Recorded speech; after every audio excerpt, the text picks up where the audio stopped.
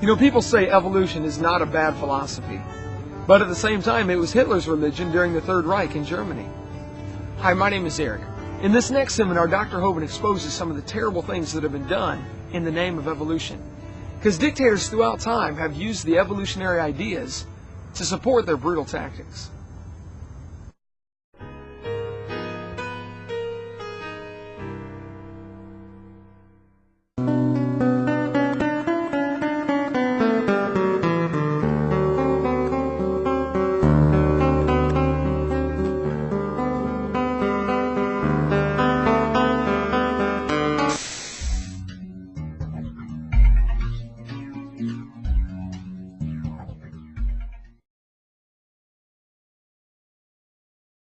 I taught high school science for 15 years, and now for 14 years I've been an evangelist traveling and doing seminars on creation, evolution, and dinosaurs. And tonight we're going to share with you some of the dangers of this evolution theory. I don't leave my gorgeous wife and travel every week of the year because I like being gone. Folks, evolution is not just a dumb idea, it's a very dangerous philosophy. I've only got 3 things I want to cover, but it's probably going to take several nights to do that. First of all, I want to tell you what on earth is happening. And secondly, why is the evolution theory dangerous? And what do you do about it? Pretty simple. Okay, what is happening? Tonight, as I speak, our president is announcing we're about to go blow up Iraq, I believe, right? The world seems to be coming unglued at the seams. There are wars and rumors of wars every place we look. Why on earth would Joseph Stalin order the execution of 14,700 Polish prisoner of war officers? I thought there was a Geneva Convention. Why do you order the execution of prisoners of war? Why did Hitler order the execution of nearly 6 million Jews, plus others? Why did Pol Pot, the leader of the Cambodian Khmer Rouge, order the execution of 1/3 to 1/2 of his entire population, his own people? He killed them. Why? Why would somebody do that? Why would the Australian Aborigines be rounded up like cows and shot so their heads could be put in museums years ago? Why would somebody do that? Why did Kip Kinkle murder his parents, 2 other classmates, and shoot 26 other ones? Why would a student do that? Kip said, if there was a God, he wouldn't let me feel the way I do. There is no God, only hate.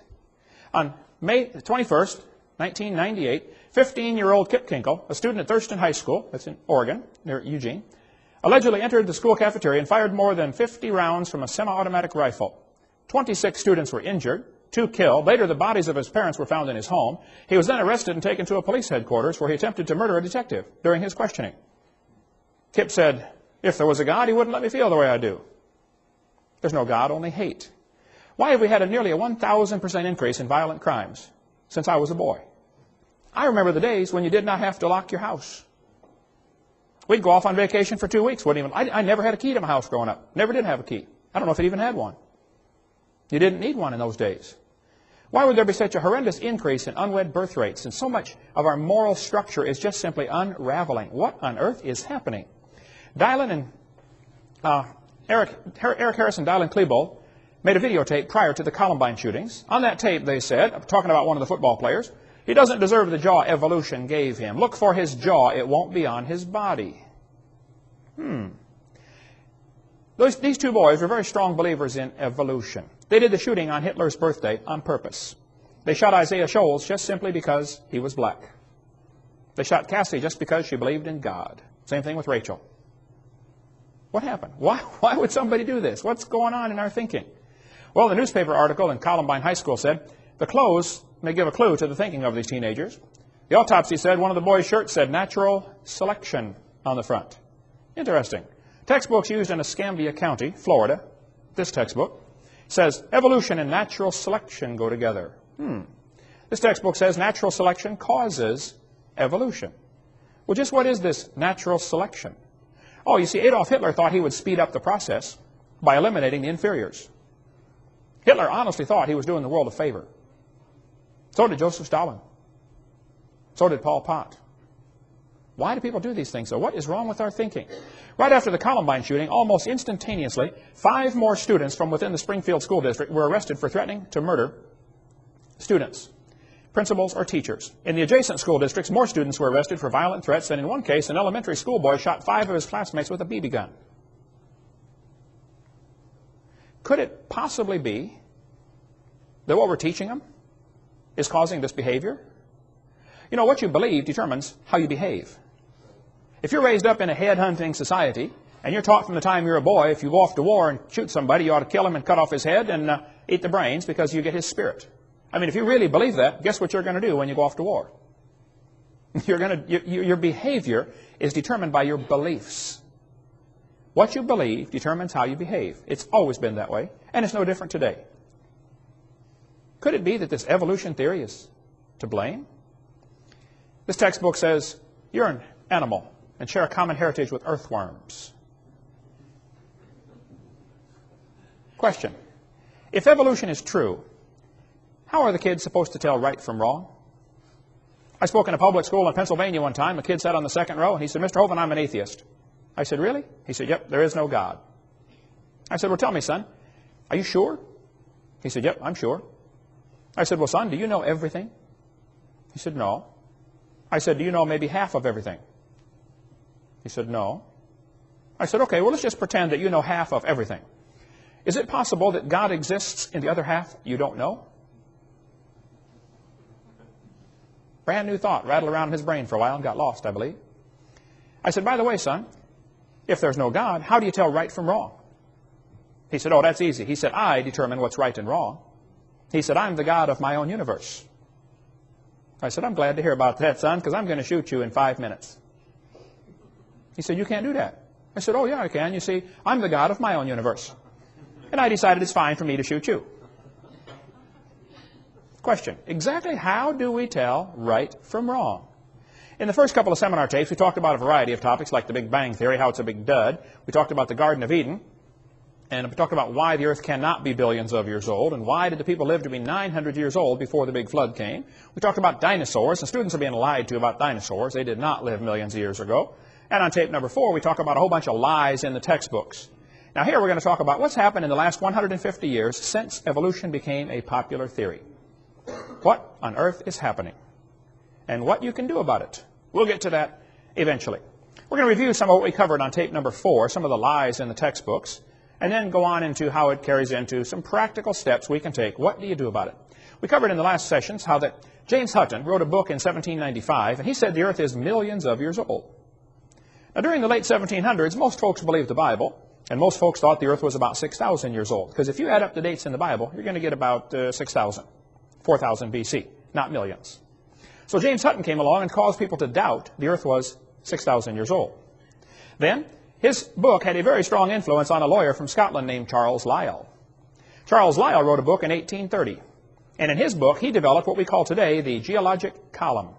Cenozoic, Mesozoic, Paleozoic, and maybe you saw the movie Jurassic Park, named after the Jurassic layer. This whole thing was made up by Charles Lyell in 1830. And the geologic column does not exist any place in the world, except in the textbooks. It's pure imagination. It doesn't exist. But all of evolution theory is based on that dumb geologic column, made up in 1830. This fellow said, I myself have little doubt that in England it was the long-age uniformitarian geology and the theory of evolution that changed us from a Christian to a pagan nation. He's right about that. And England is a pagan nation. And folks, I don't know if America ever was a Christian country or not, but it's not now. We are a pagan nation also. What has happened? Charles Lyell's book had a very strong influence on a young preacher named Charles Darwin. Darwin graduated from Bible college to be a preacher.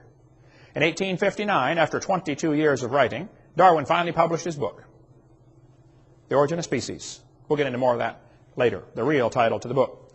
Darwin's philosophy was strongly influenced by people like Charles Lyell, people like Thomas Malthus. Malthus had written a book that said, there are more babies born than can possibly survive. So it's best if the weakest die off. That greatly influenced people like Charles Dickens when he wrote the Christmas Carol. Remember the scene in there where Scrooge said, well, if he's going to die, let him die then, and decrease the surplus population. Remember that line in there? I don't think you can understand the Christmas Carol, the history behind that, until you understand how evolution ties in. James Hutton's book made people doubt the earth was 6,000 years old. Along came Charlie Lyell, and people began to doubt the flood. Because instead of the flood making all those layers, they said, oh, maybe each layer is a different age. And then along came Charles Darwin, and people began to doubt the Creator. And so by the mid-1800s, the Western world, at least, was left in a bad situation. They said, well, if there's no God, who's in charge? Well, it must be us. This led directly to the rise of humanism. Humanism is the teaching that there is no God, so we must be God. We make the rules. We decide what's right and wrong. For the next 50 years, after Darwin's book came out, many isms arose in the world. Marxism, Nazism, communism. These things, communism would have been just a footnote in a history book if it hadn't been for evolution coming along at the right time. We never would have heard of communism, most of us wouldn't, if it hadn't been for Charles Darwin coming along and giving justification to that dumb idea of communism. Hoyle said, I'm haunted by a conviction that the nihilistic philosophy, which so-called educated opinion chose to adopt following the publication of The Origin of Species, committed mankind to a course of automatic self-destruction. A doomsday was then set ticking. I agree, Fred. Once you start believing there's no God and we're in charge, then we're in trouble. There was a Russian atheist astronomer came to America one time, and he spoke at one of the universities, and he said, now, folks, either there is a God or there isn't. I thought, boy, this guy's brilliant. But then he said, both possibilities are frightening. I thought, wow, that is brilliant. You see, if there is a God, we better find out who he is and find out what he wants and do what he says. If there is no God, we're in trouble. Because we're hurtling through space at 66,000 miles an hour and nobody's in charge. Pretty scary thought. Charles Darwin said, often a cold shudder has run through me as I've asked myself whether I may have devoted myself to a fantasy. Well, Charlie, you did devote yourself to a fantasy. If you believe you came from a rock 4.6 billion years ago, you need help. You were designed for a purpose. Now, what is it? There are four great questions that every single religion in the world tries to answer. Even atheism, which is a religion, you have to believe there is no God. There's no way to know that. The four great questions every religion tries to answer. Who am I? Where did I come from? Why am I here? And where am I going when I die? The way you answer these questions depends upon how you view the world. There are basically only two ways to look at this world. One view says, there's incredible design. There must be a designer. That's the creationist worldview. Other people look at the world and say, nobody made it. It just made itself. They don't believe God created the heaven and the earth. They think a big bang made this world from nothing. That's called the humanist worldview. It just made itself. The first plank in the Humanist Manifesto in 1933 was the universe is self-created, self-existing, and not created. That's the first thing they have to agree to be a humanist. There's now been Humanist Manifesto 2 in 1973 and Humanist Manifesto 3 in the year 2000. They have to declare what they believe. Humanism is a religion. You have to believe there is no God. So why is this theory dangerous? Evolution, I am convinced, after studying this now for 30-some years, evolution is absolutely the foundation for communism, Marxism, Nazism, socialism, racism. We'll get into some more of that in a minute. Number one, I think evolution is dangerous because it's bad science based on lies. There is no scientific evidence to back up this evolution theory. We've been offering $250,000 for a long time at our ministry for somebody who could give us some real scientific evidence for evolution. It is funny, brother, to see the people try to turn stuff in. One guy said, I've got proof for evolution. I said, really, what do you have? He said, well, I'm working in the laboratory right now, and we have developed soybean plants that are resistant to frost. I said, man, that's good. That'll really be handy. I said, what did you start with? He said, well, soybean plants. I said, oh, what do you have now? He said, I've got a whole new species. I said, of what? Of soybean plant. I said, I'm sorry, sir. That's not evolution, okay? That's a variety of a soybean plant. And it's interesting, and I'm glad you're able to do that. But that's not evolution. There is no evidence whatsoever that any animal ever produced a different kind of animal. So why would anybody believe such a dumb idea? And how can this be so dangerous? Well, we'll cover some of the isms in just a minute. But evolution is based on lies and bad science. There is no good science to back it up. This textbook says evolution is a fact. Evolution is a fact, not theory. Birds arose from non-birds and humans from non-humans. No person who pretends to any understanding of the natural world can deny these facts any more than she or he can deny that the earth is round, rotates on its axis, and revolves around the sun. Sounds like he's open-minded for a discussion, doesn't it? This is not a fact, folks. Evolution is a mantra. They say this over and over and over, hoping it will become true. It's all it is. They just keep repeating it. Oh, evolution's a fact, it's a fact, it's a fact. Well, you better define what you're talking about with evolution. We do that on videotape number 4, the 6 different meanings of this word evolution. This textbook says evolution has evidence from fossils, from structure, from molecular biology, from development. Any evidence that's used to support evolution has been proven wrong. Now, I said many times, I'm not trying to get evolution out of the schools. I just want the lies out of the textbooks. We almost got a bill passed in Arkansas a couple of years ago, and I went up to Arkansas and testified before the Senate, before the House Representatives Committee that was looking at this bill, HB 2548, I believe it was. And the bill simply said, Arkansas will not use tax dollars to purchase materials if they contain knowingly fraudulent information. We're not going to buy books that have lies in them. And it gave a few examples, like some of the examples I gave in my seminar. If it says the embryo has gill slits, we're not going to buy it.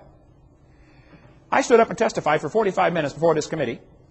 After I got done, the ACLU lady, woman I mean, she got up and she said, folks, this is obviously an anti-evolution bill. One of the representatives said, ma'am, evolution is not mentioned in this bill. All this bill says is we're not going to buy books if they have lies in them, and these things are lies, so we're not going to buy that book. How can you say this is an anti-evolution bill? And she said, everything mentioned in this bill is used to support the evolution theory. And the guy said, well, ma'am, is it true that these things mentioned here are false? She said, well, yes, but obviously this is an anti-evolution bill. She knew full well, if you took all the lies out of the textbooks, there would be nothing left to support the evolution theory. I was in a debate one time at University of West Florida, and the professor got up and he said, now, Mr. Hovind, you're claiming all these things are lies, and you're right. All these things have been proven wrong, but, he said, I got a question for you. You told us we got to take all this stuff out of the book. What are you going to replace it with? I said, folks, what he's trying to not say is, we want the kids to believe in evolution. We have to give them some evidence, and all we have are these lies, and you want to take these out of the book, so you better find some more evidence for my theory. I said, sir, if you don't have any evidence for your theory, I'm sorry. Maybe you ought to consider getting a new theory. I could suggest one for you, if you'd like. He did not like it. He don't want to hear about it, okay? All they have to support their theory are things that have been proven wrong many, many years ago. Here's some of the lies we covered in the first how many hours of this seminar so far. I'll just review them very, very quickly. The Colorado River was not formed slowly. Well, the Grand Canyon did not slowly form by the Colorado River running through it. Okay? The geologic column does not portray Earth's history. It does not even exist anywhere in the world. Rocks do not date the fossils. The fossils do not date the rocks. It is based on circular reasoning. We cover that on videotape number 4. There are no index fossils. There's no such thing as an index fossil. The layers are not different ages. Petrified trees connecting them all prove the layers all formed at the same time. We cover that on video number 4. Plants and animals are not related to each other. They have the same designer, but not the same uncle and grandpa. Change in species is not the real meaning of the word evolution. That's not really what they mean. There's a whole lot more to that. We covered that on video 4. Natural selection does not cause any evolution. Natural selection selects. It doesn't create a thing. We believe in natural selection. The peppered moth story never happened. It's a lie. Comparative anatomy does not prove common ancestry. We covered that on videotape number 4. Humans never have any gill slits. It's a human at conception. It's not a fish or an amphibian or anything else. An abortion is murder, plain and simple. Okay? The appendix is not vestigial. You do need your appendix. The whale does not have a vestigial pelvis. That is a lie. The human tailbone is not vestigial. If you think it is, I'll pay to have yours removed. Dinosaurs did not live millions of years ago. Man did not evolve from animals or cavemen. The Big Bang is a big dud. It didn't happen. The horse series in your textbooks is a lie, proven wrong 50 years ago. Life cannot evolve from non-living matter like the textbook says. The law does not ban teaching creation science like some people want you to think. It's perfectly fine to teach creation science in the public schools. We'll get into more of that later. Smaller is not simpler. A little paramecium is more complex than a space shuttle. Smaller is not simpler. Smaller is more complex. But birds did not come from dinosaurs. Talk about a dumb idea. The eye did not arise by slow changes over billions of years. The first bird did not hatch from a reptile egg, like Goldschmidt said. The trees of life in the textbooks are pure imagination. They didn't happen, folks. They drew it on paper, and that's as far as it goes. It didn't happen in reality. DNA does not prove evolution, it proves creation, it proves a designer. Fossils do not provide any evidence for evolution. Fossils don't count at all. You find a bone in the dirt, you can't prove that bone had any kids, let alone kids that lived, and certainly not kids that were different than the grandparents. Fossils simply are a dead-end street. They don't count for evolution. The Earth is not billions of years old, and the Earth was never a hot molten mass. The Pangea theory that's taught in your books never existed. They say, all the continents used to fit together. I get that all the time. Oh, do you think all the continents used to fit together? Used to touch each other? I said, well, they still are. Just the low places are full of water. I mean, the continents are still connected, you know. What do you mean, did they? Hello. They still are. Animals and plants are designed, not adapted to their environments. There are no simple living organisms. Life did not arise 3.5 billion years ago, like the textbook says. The sun did not form before the earth, like the textbook says. Scientists have not made life in the laboratory. Snakes do not have vestigial legs. The earth never had an oxygen-free atmosphere, like the textbook says. No animal is related to any other kind of animal. DNA is more than just chemicals. It carries information. Mutations do not improve the species.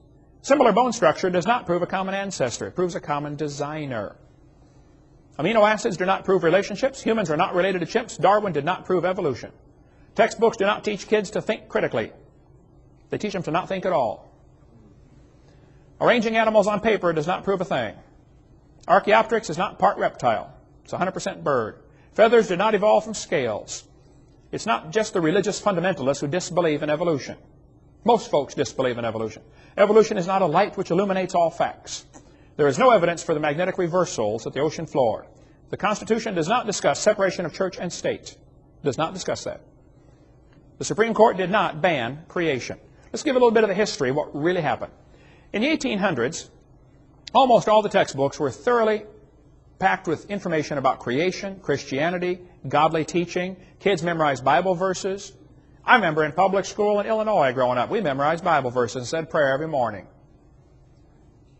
Didn't hurt the kids a bit. Helped them quite a bit. Back then, kids got in trouble for their own spitwads. Today, it's for bringing guns and shooting people. It's a different world, and some of you older folks know what I'm talking about. It has changed radically. In 1925, Tennessee passed a law that said you cannot teach creation, you cannot teach evolution. It actually banned the teaching of evolution in the public schools. It's called the Butler Act. The ACLU, which is the American Communist Lawyers Union, decided they wanted to test this law. So they ran an ad in the paper, said, we're looking for a teacher willing to claim that he taught evolution so we can have a trial to try to get this law overthrown. A guy named John T. Scopes volunteered. He said, I don't know if I taught evolution or not, but I did sub for a biology class one day, and I think all we had was a study hall, but if you want me to go testify that I taught evolution, I'll do it. So John Scopes went on the trial, lasted 10 days in the hot July, Tennessee summer. After 10 days, John Scopes was found guilty of breaking the law. The law said, you can't teach evolution. He claimed he did, so he's found guilty. He admitted he did. He was fined $100. Case was over. Later, the fine was overturned on a technicality, but the judgment was not overturned. The evolutionists lost the Scopes monkey trial. If you want to read the entire story about what really happened, you can see it right here in this book, The Scopes monkey trial, the world's most famous court trial. And by the way, if there's a movie circulating around your school called Inherit the Wind, you better be real careful about that. That's a dangerous movie. That does everything they can. It twists everything about the trial to make the Christians look dumb. You want to read word for word every word that was spoken there? Here it is right here, the court transcript verbatim. You can get it from Bryan College in Dayton, Tennessee. The Dayton courthouse is still there with a big museum where you can go through and see where it actually happened. If you go north of Chattanooga about, 70 or 80 miles, you can get to Dayton, Tennessee. Been through there a bunch of times.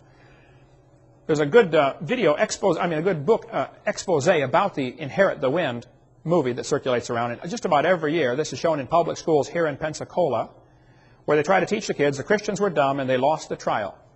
They changed all sorts of things about that. And you ought to be up in arms over that being shown to your kids. You can sign a statement saying, I don't want my child shown the movie Inherit the Wind. Have it notarized and take it into the school. They won't show your kid. You say it's against my religious convictions to lie to my kids, and that movie's a lie. Okay? But I guarantee it'll be shown this year and next year and the next year. I saw it about 4 times growing up before I realized what a lie it was. You want to get the material from Bryan College, there's their phone number, or from George Serrell, who has an excellent article about the Inherit the Wind, what really happened in the book the real trial compared to the Inherit the Wind movie, which is just baloney. Or you might want to get the book Ride to Glory. You can get it through our ministry. I don't read novels much, but this one is incredible. This guy said, what if the Scopes trial was redone this now, in the 21st century, at a modern university? Whew. Brother, I couldn't put it down. I mean, I read a lot of books, but this one, I never should have started it, man. I couldn't. I didn't sleep for 4 days trying to finish that. I wasn't quite that bad. But, in 1968, the last law banning evolution was overturned. Now keep in mind, there were many laws against teaching evolution until 1968. There's never been a law against teaching creation. The laws banned evolution.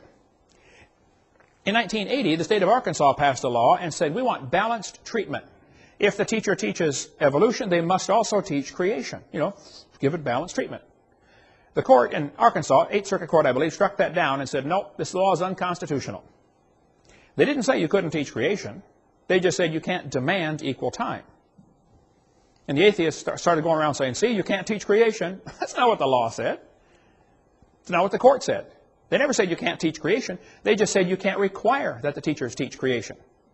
If we passed a law in Florida that said the teachers are required to breathe, I bet that law would be struck down. Because, I mean, you probably ought to breathe, but they can't require that you breathe. Right? And that's what happened with the Arkansas law. Then Louisiana passed a law requiring teachers to teach creation if they taught evolution. Again, balanced treatment. Supreme Court struck this one. It went all the way to Supreme Court. Supreme Court struck it down. After the 1987 ruling by the Supreme Court, Stephen Jay Gould, who hated creationists, and had a set of my tapes on his shelf. I went up and visited his office. His secretary was there. She said, yeah, he's got your tapes right here, Mr. Hovind. I never did get to meet him. He died a few years ago. He knows better now. He's no longer an evolutionist. But Stephen Gould said after the verdict, he said, no statute exists in any state to bar instruction in creation science. It could be taught before and it can be taught now. They never said you can't teach creation. The court said you can't require it. That's all. And don't let anybody tell you different. That's what the law, that's where it stands right now. Michael Zimmerman said, and he's an evolutionist, he said the Supreme Court ruling did not in any way outlaw the teaching of creation science in public schools. Quite simply, it ruled that in the form taken by the Louisiana law, it's unconstitutional to demand equal time for this subject. Creation science can still be brought into science classrooms if and when teachers and administrators feel it is appropriate. Numerous surveys have shown that teachers and administrators favor just this route. And in fact, creation science is being taught in science courses throughout the country. Eugenia Scott is the president of the National Center for Science Education. Boy, what a lousy name. They're not in favor of science. They're in favor of defending evolution is all. She said, the Supreme Court decision says only that the Louisiana law violates the constitutional separation of church and state. It does not say that no one can teach scientific creationism, and unfortunately, many individual teachers do. Some school districts even require equal time for creation and evolution. Here's the web page, the head of the front home page on the National Center for Science Education. Welcome to the home page of NCSE, a non-profit, tax-exempt membership organization working to defend the teaching of evolution against sectarian attack. We are a nationally recognized clearinghouse for information and advice to keep evolution in the science classroom and scientific creationism out. That's why they exist. I spoke in Berkeley last November, Berkeley, California. That's where these guys are located. I went and visited the National Center for Science Education.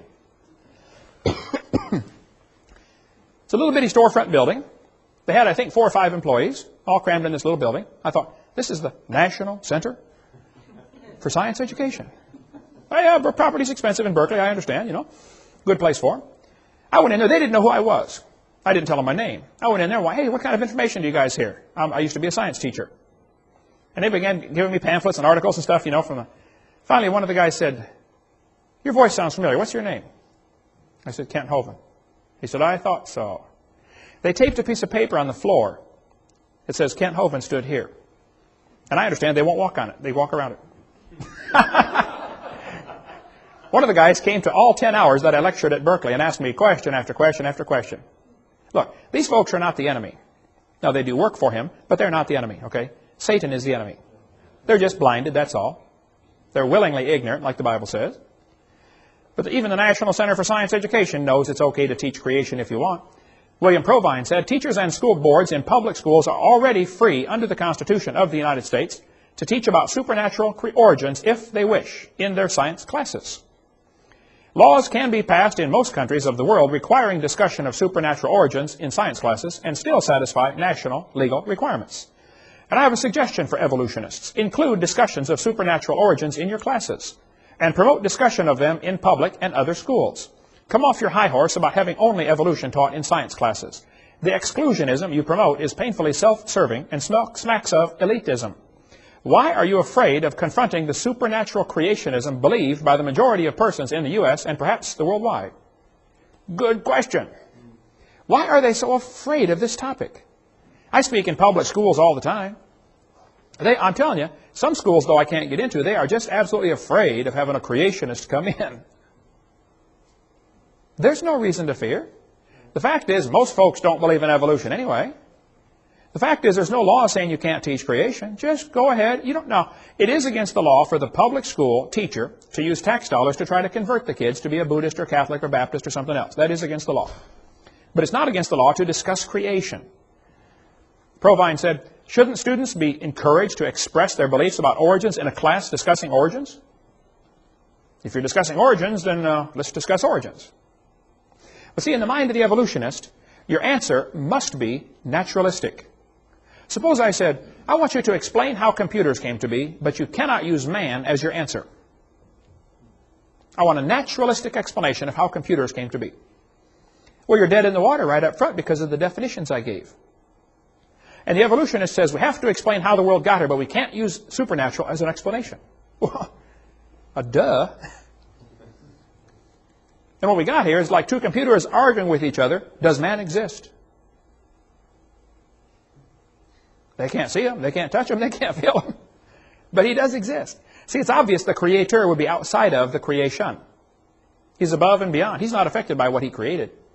God created time, space, and matter. He's outside of time, space, and matter. God's not affected by time.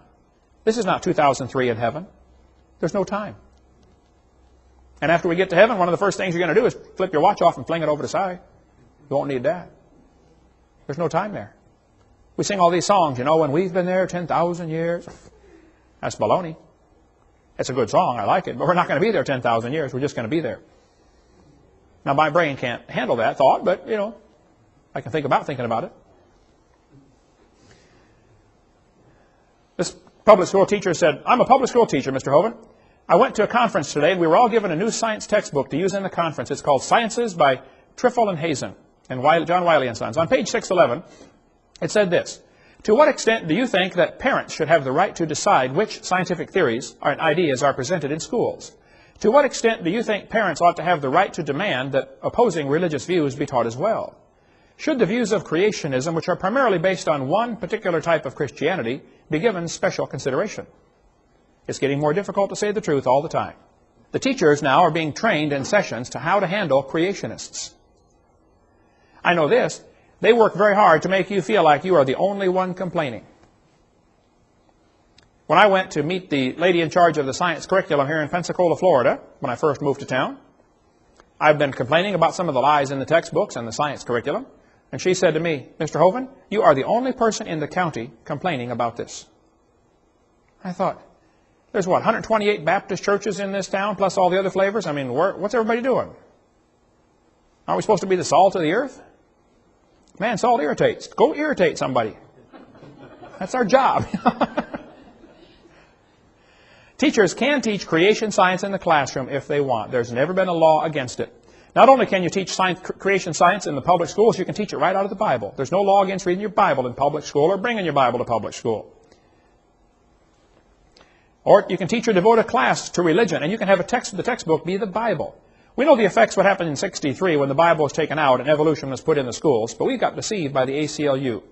In 1963, the Supreme Court banned the use of the Bible to get kids saved, which is not good, obviously, but it's a lot better than what the ACLU led us to believe. They did not throw the Bible out. We have thrown the Bible out because we have allowed ourselves to be deceived by the ACLU. You might want to get the website, BibleInSchools.net, and get the information by Elizabeth Rittenauer. She helps people start Bible classes in their public school. Preacher, how'd you like to go every day and teach a Bible class to the public school kids at Tate or at Escambia High? Wouldn't it be awesome? You can do it. She knows how to cut through all the red tape and get it done. ACLU. Well, we can talk a long time about that. Call BibleInSchools.net. Get a hold of Elizabeth, or get the book from us, Teaching Creation Science in Public Schools. And, it's certainly fine to do that, and many schools do. States can require teachers to discuss evolution. They can do that. They set the state standards. The state school board or the legislature will rule and say, this is what we want the kids to know by 3rd grade or by 5th grade or by 7th grade. They have state standards. And they sometimes include evolution. The kid must know about evolution by 8th grade. Now the problem is, the atheists are really good at packing that committee. That way you only have to have 5 or 6 atheists in the whole state, and you can control what all the kids are learning. And then the Christians wait till the books are chosen to meet the standards and get in the classroom, and then we complain about the books in the classroom. You're about 3 years too late. State standards are going to be selected for Florida textbooks in the next 2 months. This is the time. It'll affect the books that they buy in '94, September '94. Now is the time to do something. The states cannot require them to discuss creation. It's already been tried many times. And I've seen so many people waste enormous time and money on an effort trying to force creation into the schools. I'm telling you, you're wasting your time. It's not going to happen. And the atheists love it when a campaign gets started and say, we're going to make the schools teach creation. They love that. They just let you spend all your money and waste all your time and then defeat you in the last 5 seconds. You're not going to go anywhere. The teachers may discuss creation if they like in their class. They've always been allowed to do that. You might want to get a hold of the website textbookreviews.org. Mel Gabler. They, for 40-some years, have been doing research on public school textbooks and what's being taught. Mel said, the courts allow states to require discussing scientific weaknesses in evolution theory, but not requiring discussing evidence for creation. You can't make the teacher talk about creation, but you can require them to talk about the weaknesses in the evolution theory. That's a start. In the landmark decision back in 1963, the court held, it certainly may be said that the Bible is worthy of study for its literary and historic qualities. Nothing we have said here indicates that such study of the Bible or religion, when presented objectively as part of a secular program of education, may be effected consistently with the First Amendment. Supreme Court said, the Bible may constitutionally be used in an appropriate study of history, civilization, ethics, comparative religion, or the like. Eighth Circuit Court ruled and said, permitting public school observances which include religious elements promotes the secular cause of advancing the students' knowledge and appreciation of the role our religious heritage played in the social, cultural, and historical development of civilization. Teachers already possess the flexibility to present a variety of scientific theories about the origins of mankind and are free to teach any and all facets of this subject, 1987 Supreme Court. The court further ruled, teaching a variety of scientific theories about the origins of mankind to school children might be done with a clear secular intent of enhancing the effectiveness of science instruction. California State School Board said, discussions of any scientific fact, hypothesis, or theory related to the origins of the universe, the earth, and of life, the how, are appropriate to the science curriculum. They're telling their teachers, if you want to talk about creation, do it. Can't be more clear than that. If you want to keep up on the latest of what's happening in education, you might want to watch the video, Crisis in the Classroom, from Eagle Forum, Phyllis Schlafly's organization. Now, I would disagree with Phyllis on several philosophical things, but I think she's got done a great job with this video here on what's happening. So what people say, what about the separation of church and state? Doesn't the Constitution say that? There's no such phrase mentioned in the Constitution. That phrase is found mentioned in a letter that Thomas Jefferson wrote to the Baptist Association in Danbury, Connecticut. The Constitution does not talk about separation of church and state. That's a lie. Jefferson said, the First Amendment has erected a wall of separation between church and state. That's from his letter, not from the Constitution. By the way, this wall is a one-dimensional wall. It keeps the government from running the church, but makes sure the church Christian principles will always stay in government. Go see David Barton's excellent website, wallbuilders.com. If you want to get more on how all the Founding Fathers believed the church had to influence government or government would go corrupt. It's happened. What's happened over the years, several different people have taken upon themselves to survey the textbooks and see how much evolution is in this book. These guys did a survey of all the biology books used in 1991, and they found out the one used by Merrill, called Biology and Everyday Experience, only had 2.9% of the text devoted to evolution. It really wasn't talked about much. However, HBJ had 15.6%. They really crammed evolution down the throat of those kids. I've seen books today that have nearly 30%. Well, if I was on the committee to select textbooks this year, I would pick the least poisonous book I could find. And then I would write to the publishers of the other ones and say, hey folks, we did not pick your book this year because, and spell out your reasons. And then I would write to the one I did pick and say, hey fellas, we did pick your book this year because you got the least amount of evolution. However, we would like that out also. And we want to warn you, if we find another one next time that has less, we're going to buy them. You see, folks, there's only one language these textbook publishers speak. The only language they speak is money.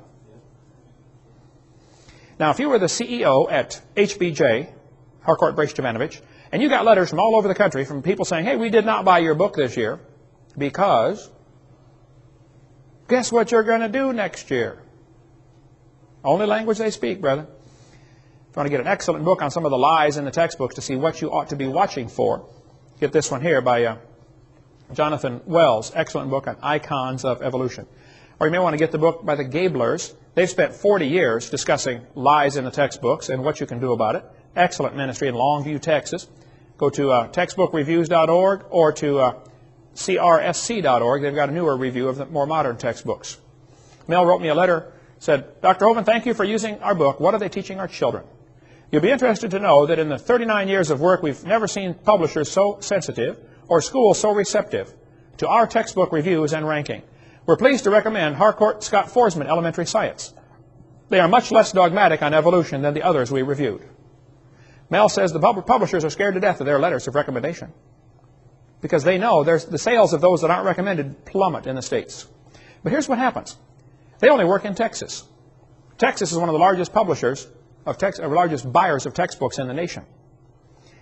So the publishers will publish all these books, spend millions of dollars publishing these books. They try to sell them. If Texas doesn't buy them, you think they're going to burn them? No, they're going to go peddle them off in some other state that's not looking. The Gablers have a crew of folks. They'll help find errors in the textbooks. Like a book might say, George Washington was Abraham Lincoln's vice president or something like that, Dumb stuff. And they're not about to throw that book away. I mean, they spent a lot of money printing that thing. Nice, beautiful paper, colored pictures. They're going to find some state that's not looking. So if you're in some state other than Texas, you better really be on the lookout. Get a hold of the Gablers, and they'll tell you which ones to watch for. And they work on a donation basis, and don't be a tightwad with them. Send them $50 and say, here, send me your letters of recommendation.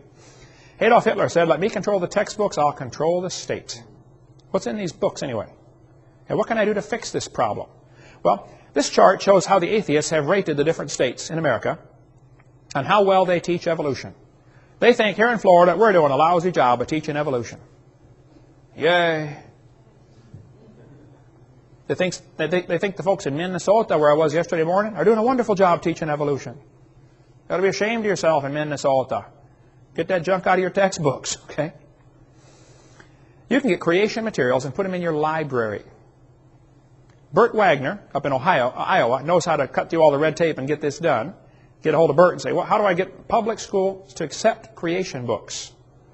One guy wrote me a letter and said, Dr. Hovind, your video series was bought for our local high school, Waverly High, in Ohio. When I went to check out video number 5, I found someone had hidden the box of seminars and debates unopened and underneath a desk by a back wall. I was told by the librarian that she was told not to put them out for the students to find. My 18-year-old daughter witnessed this. We were very upset, but I was told it was proof that the enemy was trying to void and hide the truth. My daughter has since graduated and don't know if those tapes are available to students or not. So if you do donate something, be sure to check and make sure it is, kept on the shelf. I went to one big university one time, and I spent probably an hour going through their computer search system, looking for how many books they had on evolution. It was like 18 or 1900 books about evolution. And then I searched to see how many books they had about creation. This is a big university library. Not one book. I searched every author that I know, and I know most of them. I went to the librarian and I said, I noticed you got 1,800 books on evolution, but you don't have any books on creation.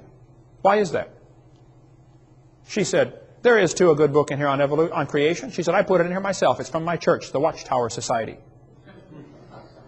Oh, brother, we got one Jehovah's Witness book in here and 1,800 teaching evolution.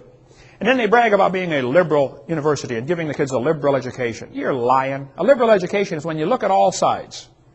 Let's just discuss all sides and then decide where the truth lies. They don't want to compare evolution with creation because evolution looks stupid next to the truth. There's some practical things we can do, folks, to fix this. Number one, you can demand that the schools cut out the pages with false information. You don't have to get creation in the schools, and you don't have to get evolution out. Just simply get the lies out.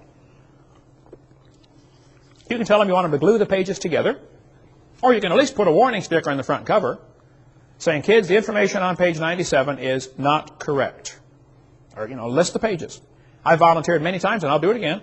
I will, if you will send me your textbook, I will check the pages that need to be torn out. I'll make a tape recording while I'm traveling someplace, and I'll hand you the tape, and it'll say, the information on page 84 is wrong, tear that page out, and, page 217 is wrong, and I'll list the pages. And if you tore the pages out of the book, it won't cost the school 1 penny. I'll show you. It's so simple. Because the first objection they're going to say is, oh, this would cost the schools a lot of money. Won't cost them a penny. How many of you would volunteer to tear the pages out of the books and bring your own scissors? Let me see. There you go. So when you go to your school board, hand them a list of 500 names and say, these people are willing. When would you like it done? Won't cost a thing. Look, the book is not sacred. It's made out of paper, If you bought it, the county bought it, it belongs to the school. If you want to tear a page out, that's perfectly fine. I was in a debate with a professor at university. I was just speaking at UWF here a year or so ago, and I mentioned tear the page out of the book, and this one professor said, I don't think we should deface textbooks. I said, well, sir, if you were teaching math and you came across a book that said, 2 plus 2 is 5, what would you do? He said, I would tell the students to mark out the wrong answer and write in the right answer. I said, oh, you would deface a textbook? I said, now, sir, if you were teaching biology and you found a book that said the embryo has gills and that's proven wrong in 1874, what are you going to do? He said, well, nothing. I said, you wouldn't correct it? He said, no. I said, well, then you, sir, are a hypocrite. And you got no business using tax dollars to lie to these kids. You ought to get a different job changing tires or picking peaches and work for a living for a change. Guys like that burn me up, brother. Like a leech, sucking on somebody else's blood that they built, Number 4, you can give the kids my little brainwashed book. There are different people around the country that buy these by the thousand and give them out to people in their schools. One guy from Santa Rosa County bought 3,000 of these books several years ago, gave them to all the kids in the county. They're going to have a hard time teaching evolution for a while over there. Buy some books, or go to your school board and say, would you please vote to purchase this book to go along with our biology book so the kids can see the lies in their books? If the school board buys them, great. If you get them, more than 10, you get them for $1 a piece. If the school board says, no, we don't want those books in school, then you run a full-page ad in your paper, stop by the following address and pick up the book the school board banned. Now the kids will get it and read it. Yeah. Florida has a law. They've changed the number now. It used to be 233.09E, I believe. But they changed it so people couldn't find it, I guess. It's now Florida Statute 1006.35, Accuracy of Instructional Materials. State of Florida legislature can vote to recall books if they're not accurate. They can write letters to the publishers and demand that they change the books. The law's on the books, folks. The textbooks are supposed to be accurate, but they're not. They contain 50-some lies in every textbook I've seen. Get the pages out. Texas has a law requiring textbooks to be accurate. Wisconsin has a law requiring textbooks to be accurate. Alabama has a law that says textbooks shall be adequate and current. Well, if they're still teaching the baby has gill slits, they're not current. They're 128 years behind the times. Alabama used to have a sticker. They modified it now, watered it down some. But the sticker used to say, this textbook discusses evolution, a controversial theory. And students need to learn there's a difference between microevolution, which is a fact, and macroevolution, which is not a fact. Go Bama. California has a requirement. Textbooks shall be factually accurate. Many states have this requirement, but they're just simply not enforcing it. Did you know the publishers will publish a special book just for our state? If the committee got together and said, look, Glencoe, we like your book. However, we want you to take out chapter 3. Or take out the following pages. Do you know how much money is spent just in one school district on textbooks? A publisher would be foolish not to turn down a contract for $750,000. They'll publish a special book. They do it all the time for different states. Get on that committee and do something about it. You can also parents be aware that your kids can be exempted from anything you don't want them taught. If you don't want your kids taught evolution, you sign a little paper that says, I do not want my student taught evolution. It's against my religious convictions. Have it notarized, signed, and give it to the school principal, the teacher, superintendent. And if they do teach your kid evolution, or if they say, oh, you've got to stay in class, then you can simply say, do you discriminate against people because of their religion? Ooh, that'll get their attention. Here are some pitfalls you got to watch for in your school. I've seen this so many times. If the school is going to have a good program, some left-wing liberal will make sure that it's an opt-in program. In other words, you have to get parents' permission to go to the program. This happens all the time when I speak in schools. The kids have to come back with a note and saying it's okay for me to go to Hovind's program. But if you're going to have some homosexual speak in your school, or some lesbian about the gay lifestyle, which is not gay at all, and it's not a lifestyle, it's a death style. If they're going to speak in your school, they'll make sure it's an opt-out program. You see the difference? In other words, you have to get a note in order to not come. But if it's a good program, you got to get the note to go. And if it's a bad program, you got to get a note to not go. They don't want a level playing field, folks. And if you have a superintendent or a school principal that tries that one, you ought to help him get a different job too. Put the pressure on. He needs to find a new job, maybe in a new county someplace. Some practical steps you can do. Number one, kids, don't confront your teachers publicly. Try to talk to them after class. Now listen carefully. If you are late to class frequently, if you're a troublemaker or a goof-off, if you never do your homework, if you don't pay attention in class, then please don't tell them you're a Christian. Shut your mouth. First, be a good student. Now, if a question comes up on the test that says, how old is the Earth? And you know the answer they want, you can simply write on the test, the textbook says 4.6 billion. However, this is not correct. Now they know you learned the book, you did your homework, but you don't believe it, you didn't swallow it. That's perfectly fine. Number two, you can ask to be exempt. Now, parents have to do this, the kids can't do it. I am not positive of that statement, but I believe it has to be done by the parents. You have to say, I want my child exempt from anything that's against our religion. Sign a note, give it to the school.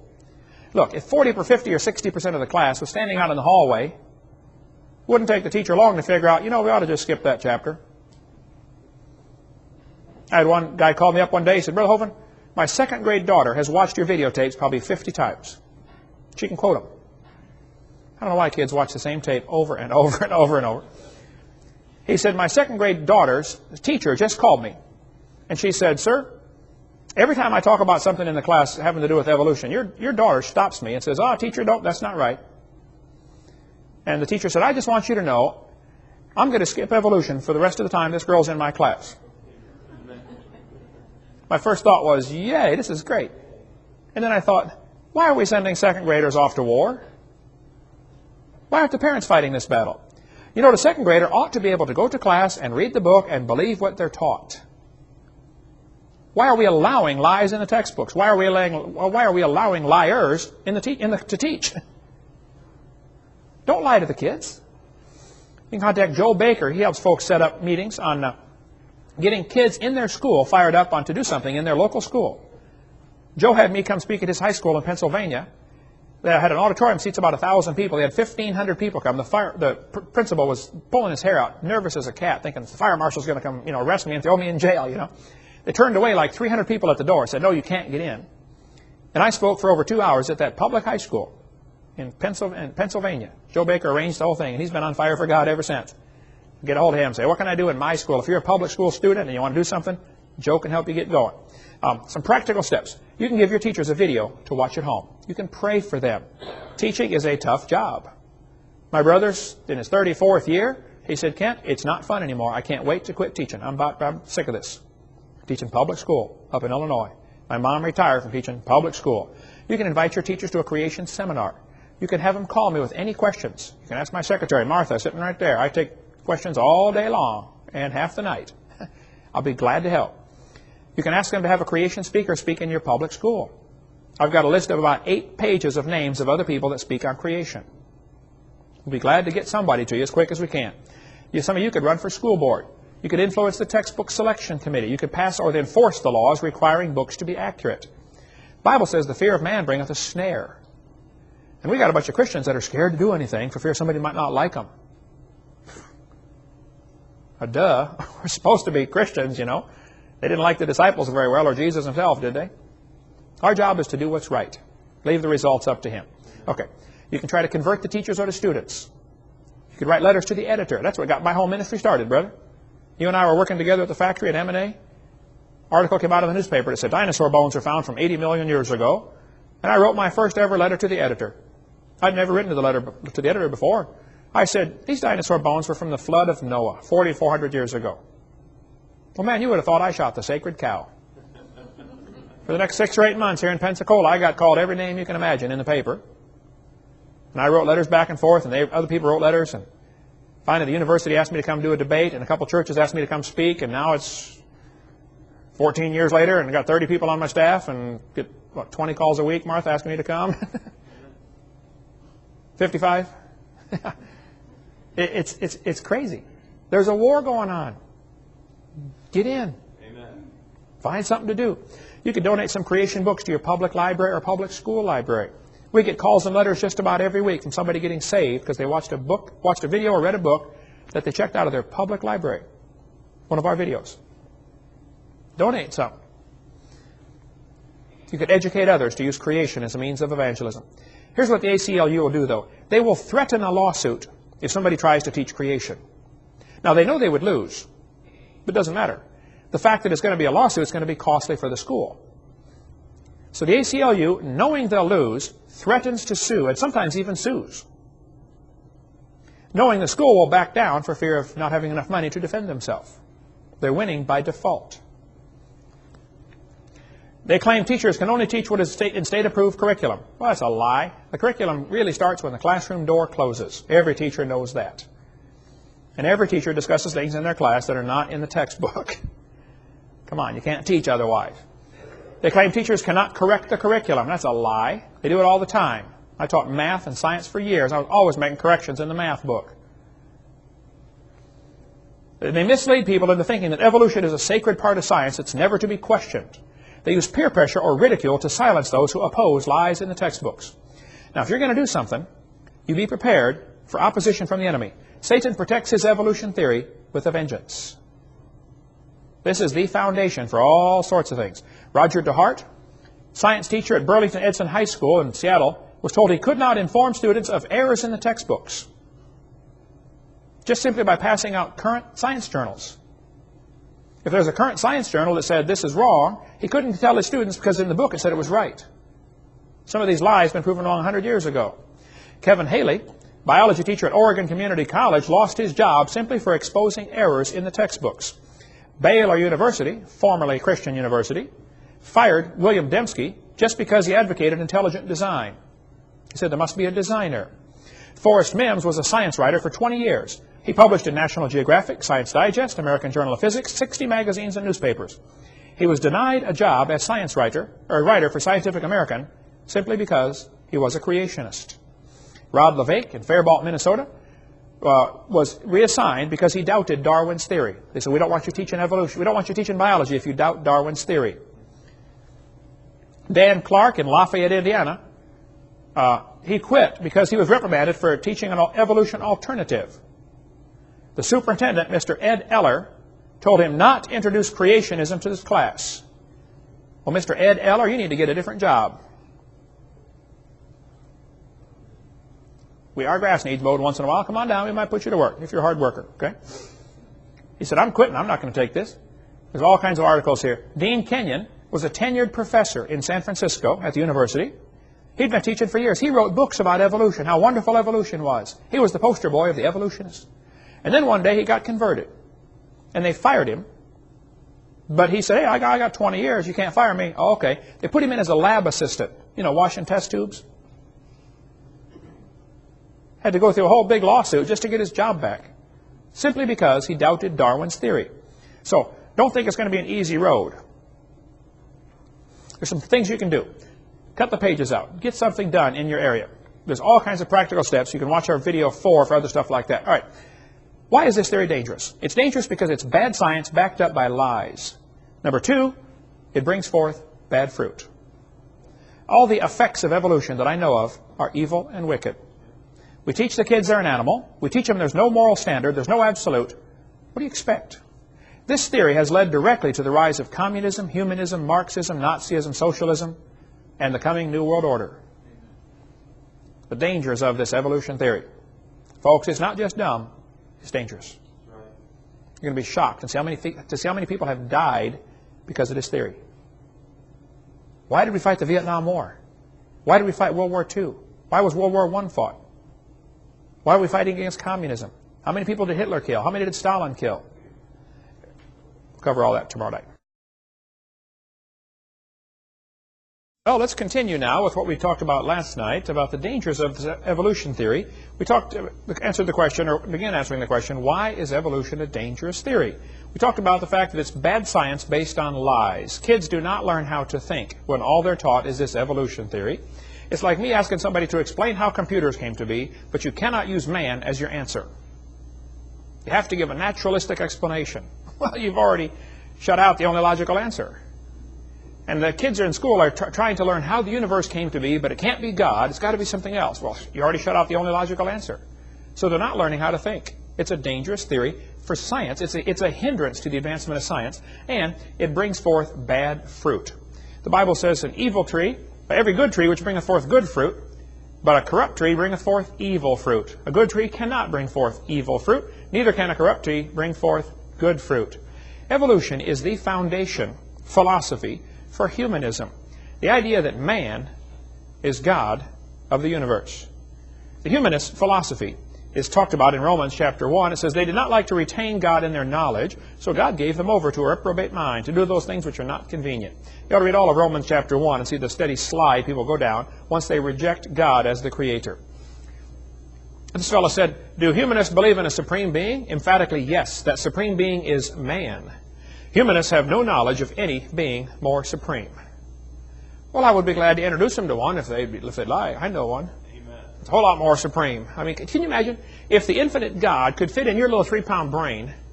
He wouldn't be very big, and he sure wouldn't be worth worshiping. Man, the God that I worship is beyond comprehension. Amen. I mean, he tells us a lot about himself, but your brain just can't handle it. Neither can mine. So, this guy said the turning point in history will be the moment that man becomes aware that the only God of man is man himself. Some of these guys think they are God. Boy, that was Hitler's philosophy. I'm God. I'm God. I'm God. I'm God. I'm God. I'm God. Hey, Gabriel, come and listen to this. Ha ha ha. We're not such big stuff, folks. George Wald, the Nobel Prize winner, said, I will not accept that, talking about creation, philosophically, because I do not want to believe in God. Therefore, I choose to believe in that which I know is scientifically impossible. Spontaneous generation arising to evolution. He said, I know it's not possible, but the only other alternative is God did it. And I don't want that, so I'll believe the impossible. Well, you're going to feel awful stupid for eternity, knowing you missed the opportunity to live forever with the Creator of the universe because you were willingly ignorant, just like 2 Peter says. This guy says, we no longer feel ourselves to be guests in someone else's home. He's talking about God. This is Rifkin, who's one of those tree huggers who writes all kinds of books about, save the environment, kill all the people, but save the environment. Jeremy Rifkin said, we no longer feel ourselves to be guests in somebody else's home, and therefore obliged to make our behavior conform to a set of pre-existing cosmic rules. It's our creation now. We make the rules. We establish the parameters of reality. We create the world, and because we do, we no longer feel beholden to outside forces. Talking about God, of course.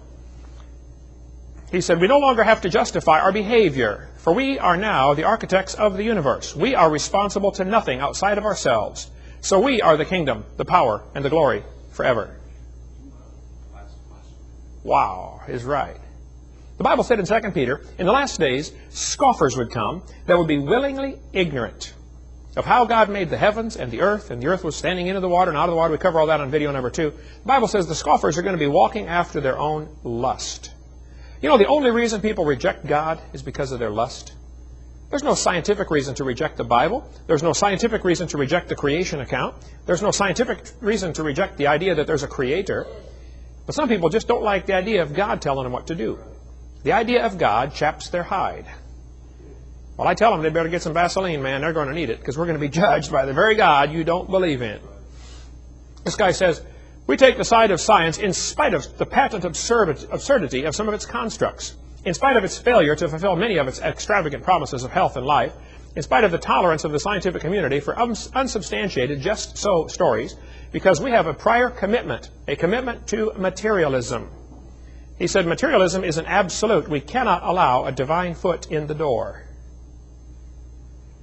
A professor that I had in Illinois Central College in East Peoria, Illinois, wrote a really cool article years ago. It was two computers arguing with each other, does man exist? Showing the absurdity of two humans trying to argue, does God exist? The computers couldn't see man, so therefore he didn't exist. And they were going through all kinds of explanations of how, they gradually got all this circuitry by blind chance. The same kind of dumb arguments the evolutionists do, trying to explain how life arose by chance. What happened? Satan put it into the heart of some of his followers that they should build a kingdom and rule the world. And they really have serious plans to build a world empire right here. And you and I do not fit in. Matter of fact, they're anxious to get rid of us. Big time, okay? Secretly, Satan plans to use his followers to destroy much of humanity. But then he's going to destroy them also. The communists have done that for years. They always get some revolutionaries to go in and take over a country.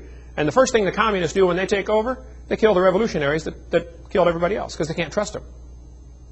And Satan is using some of his followers, and they've got it in their head that they need to reduce the population of the planet. We cover all that on videotape number 1 or in our college course, CSE 101. We cover that in great detail, how that there are people who think we should reduce man's population here to 1/2 billion. You can go to Elberton, Georgia and see the Georgia Guidestones where it says right on there, maintain humanity under 1/2 billion. Right now there are 6 billion. They want to reduce the population by about 95%, according to Ted Turner. I said, well, go ahead, Ted, you first. You just get off any time you want. Now, if evolution is true, then who owns the world? Who makes the rules? How do we determine right from wrong? I've asked people all over the place, how do you tell right from wrong if evolution is true? There simply is no possible way to tell right from wrong. It's a real simple question, but they have no answer. You can't tell right from wrong if evolution is true. If man is God, and this is what evolution means, then man makes the rules and the strongest survive. Might makes right.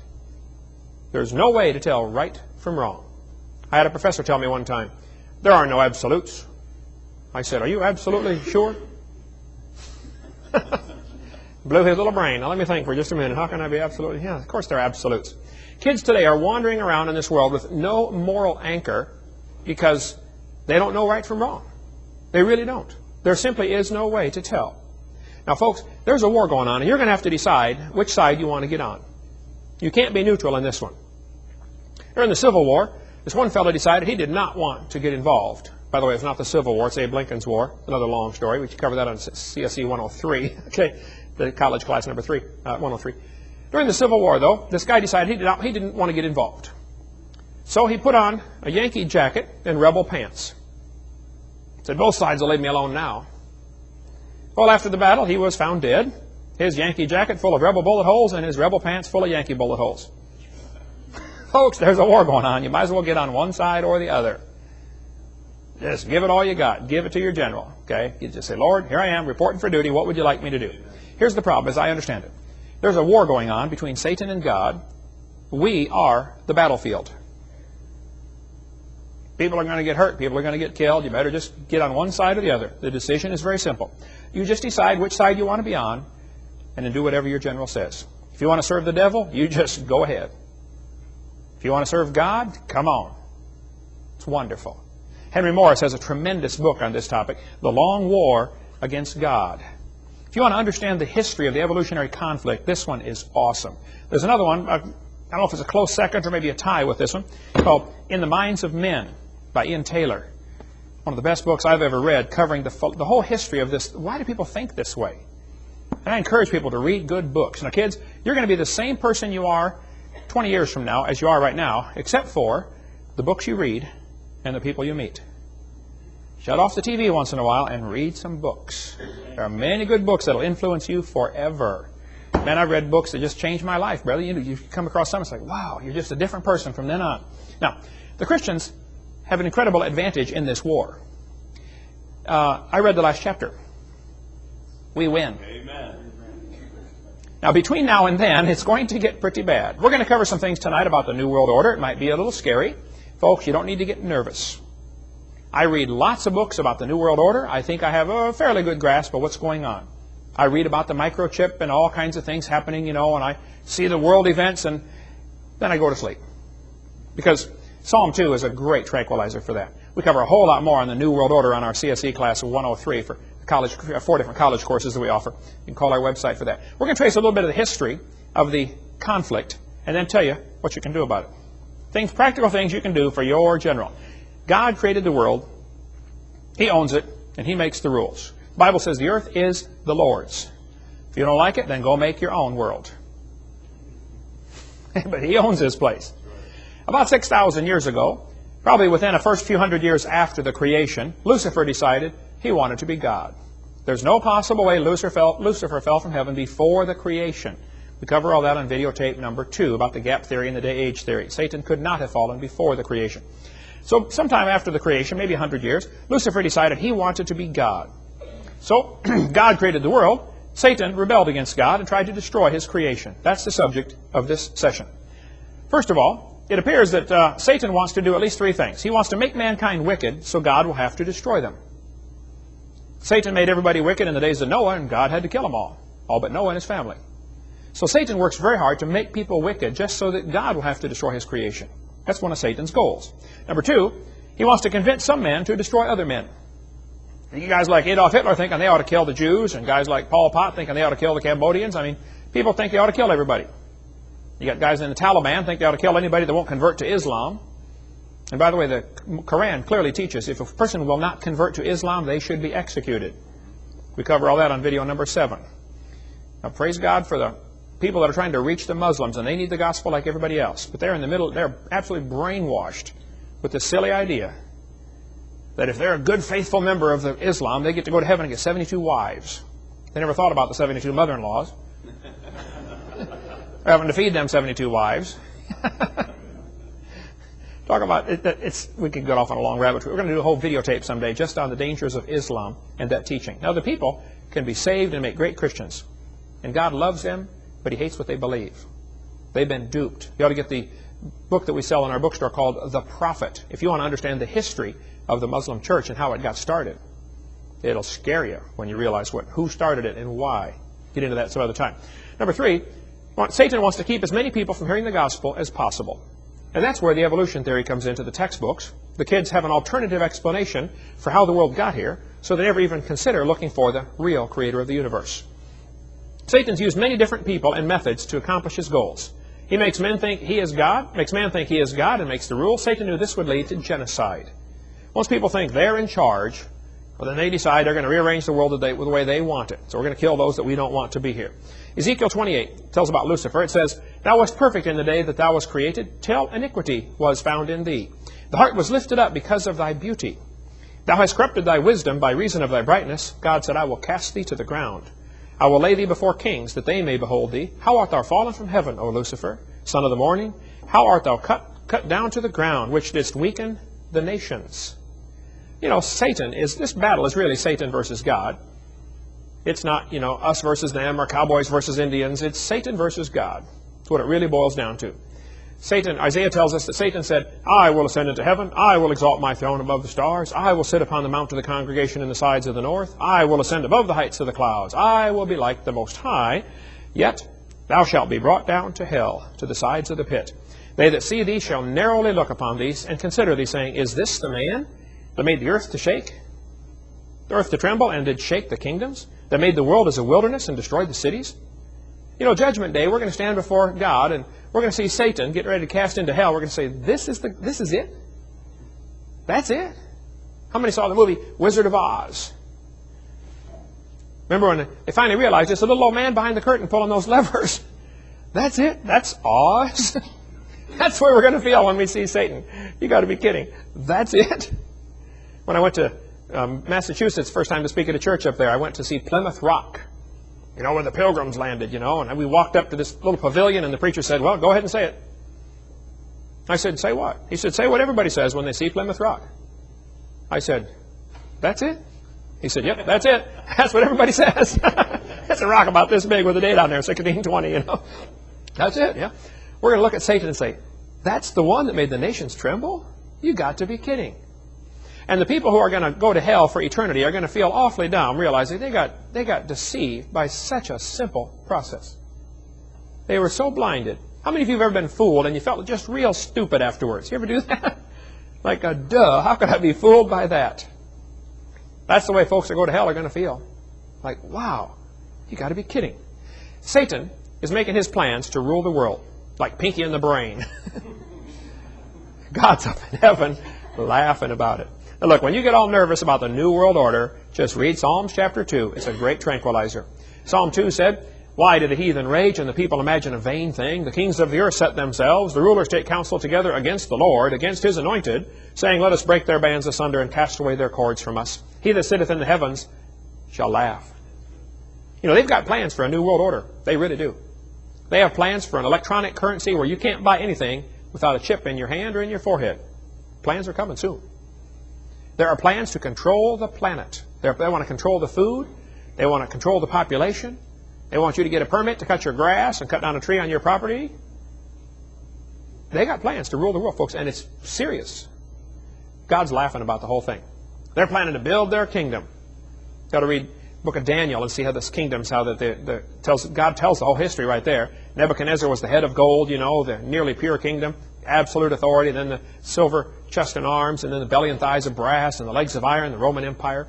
You can read through all the book of Daniel and see the 5 kingdoms. Well, the last kingdom is where 10 kingdoms try to get together, but it's partly iron, partly clay. It's going to be weak and it's going to crumble. And in those days, the Lord's going to cut a stone out of the mountain without hands, and it's going to smite the image on the feet. God's going to set up his kingdom. We'll talk more about that in a minute. It started by Satan tricking Eve in the Garden of Eden. He said to the woman, yea, hath God said? The first thing Satan always does is question God's word. Then he said, ye shall not surely die. That's an outright denial of God's word. And then he said, Eve, if you eat off of that tree, ye shall be as gods. That's the same technique he's always used. Make you doubt God's word. Then he denies God's word. Then he says, see, you're going to be God. Wow, I get to be God. That's what humanism is all about. Satan's plan's always been the same. Make you doubt, deny God's word, and then deify mankind. Tell you can evolve. He tried the same thing with Jesus. He said, Jesus, if you fall down and worship me, all these things will I give you. Isn't that what he told him? I'll give you all this stuff if you just worship me. He's a liar. He doesn't own it to begin with. And Satan always promises people things, if you'll follow me. He said, all these things will I give thee if thou wilt fall down and worship me. Jesus answered and said, it is written. That's all you got to do, folks. When the devil starts giving you a hard time, just start quoting Scripture to him. He can't stand that. But he knows the Scripture really well. He'll take half a verse here and there. See what he did all through Scripture. Okay? He'll take half a verse. You just got to watch what he's doing. So, satanic high priest, Aleister Crowley, said that his demon told him the year 2000 would mark the end of the superstition of Christianity and the beginning of the golden age, when those possessing the will to dominate would conquer and would ascend to godhood. Well, guess what, Mr. Crowley? You missed it. And you're not going to ascend to godhood. You're going to descend to worm food. That's right. That's what's going to happen. Satan wants you to think you can evolve into a god. Now, what you believe determines how you behave. That's always been the case throughout the world. The Bible says, beware lest any man spoil you with you philosophy and vain deceit, after the tradition of man and the rudiments of the world, and not after Christ. Philosophy means the love of man's wisdom. Sophie means man's wisdom, where we get our word sophomore. Soph means wise. More, where we get our word moron, means fool. A sophomore is a wise fool. That's the age where they usually think they know it all. How many have been there before? You've seen those kind? Okay, yeah, sophomore. They picked the word very carefully for that age group. Soph means wise. Man's wisdom. Philosophy. Phileo, the love of. Maybe you've been to Philadelphia, the city of brotherly shove. Or whatever they call it, okay? Evolution is nothing but a philosophy. It's not a science, it's a philosophy, it's a religion. What it does, it tries to make you think that we can take God out and put man in his place. There are some excellent books you ought to be reading if you want to get up on all the philosophy of man's wisdom. You can read 7 Men Who Rule from the Grave. Oh, the philosophy of these 7 guys who absolutely still govern the world today. People like Karl Marx, Joseph Stalin, guys like that. You can read about the Fourth Reich of the rich, how that some of the rich people in the world, I mean the super rich people, have plans to control the world. Big-time, serious plans. You want to get more on the Council of Foreign Relations and how they are involved. These are all books we sell in our bookstore. I have people that get after me, brother. There's a couple of other, I think, good friends of mine that they say, oh, you get off on too many rabbit trails. Doesn't tie into creation. Oh, I think freedom ties directly to creation. Our founding father said, we hold these truths to be self-evident. All men are created equal. They're endowed by their Creator. So to me, the creation movement ties directly into things like gun control, stuff like that. I don't have a problem with it at all. You know, coming from some country where they don't have our American roots, I can understand where they don't see how it fits in, but I'm sorry, it does fit in. Dr. Henry Morris has this great book about the long war against God. Now, evolution is the foundation philosophy for racism. How can you think one person is superior to somebody else? Some people thought, well, if there is no God, and we just evolved from apes, which are dark-colored, maybe the white-skinned people have evolved farther. By the way, racism's been around a long time, but boy, when Darwin's book came out, it's like throwing gas on a fire. Racism escalated incredibly after that. Evolution is the foundation philosophy for racism. Charles Darwin wrote a book. Here it is right here. It's called The Origin of Species. That's not the whole title to the book. They're kind of embarrassed by the whole title because it is very politically incorrect. I'll show it to you in a second. This book says, The Origin of Species. Now, this book came out in 1859. The evolution theory was around way before that. But Darwin simply made it popular. He gave them an excuse of how it happened. Now, what is a species anyway? This textbook shows a bunch of different monkeys and says they're all different species. Okay, but they're the same kind of animal. They're still a monkey. And just because some guy decides that we've got, 12 species of monkeys here, doesn't mean they're different kinds. They're still the same kind of animal. This textbook, used in Escambia for a while, shows the different, a little more to the title. It says, Darwin's published his findings in a book titled, On the Origin of Species by Means of Natural Selection. That's still not the whole title. Here's the whole title to the book. You can look at it yourself. The Origin of Species by Means of Natural Selection, or the Preservation of Favored Races in the Struggle for Life. Oh, favored races. Now, Charlie, that's not politically correct. Well, back in 1859 it was. 1859, we had slavery in this country, folks. Racism was very popular, even in the non-slave states. They didn't want them to be enslaved, but they still thought they were inferior in many cases.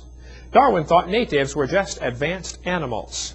Darwin said in the book Descent of Man, another book he wrote, he said, at some future period, not very distant as measured by centuries, the civilized races of man will almost certainly exterminate and replace the savage races throughout the world. Now, if our professor said that today, how long would he keep his job? By the way, you ought to go read the old newspapers. I mean, like 100 years ago, and see how they talked about the Indians as being savages.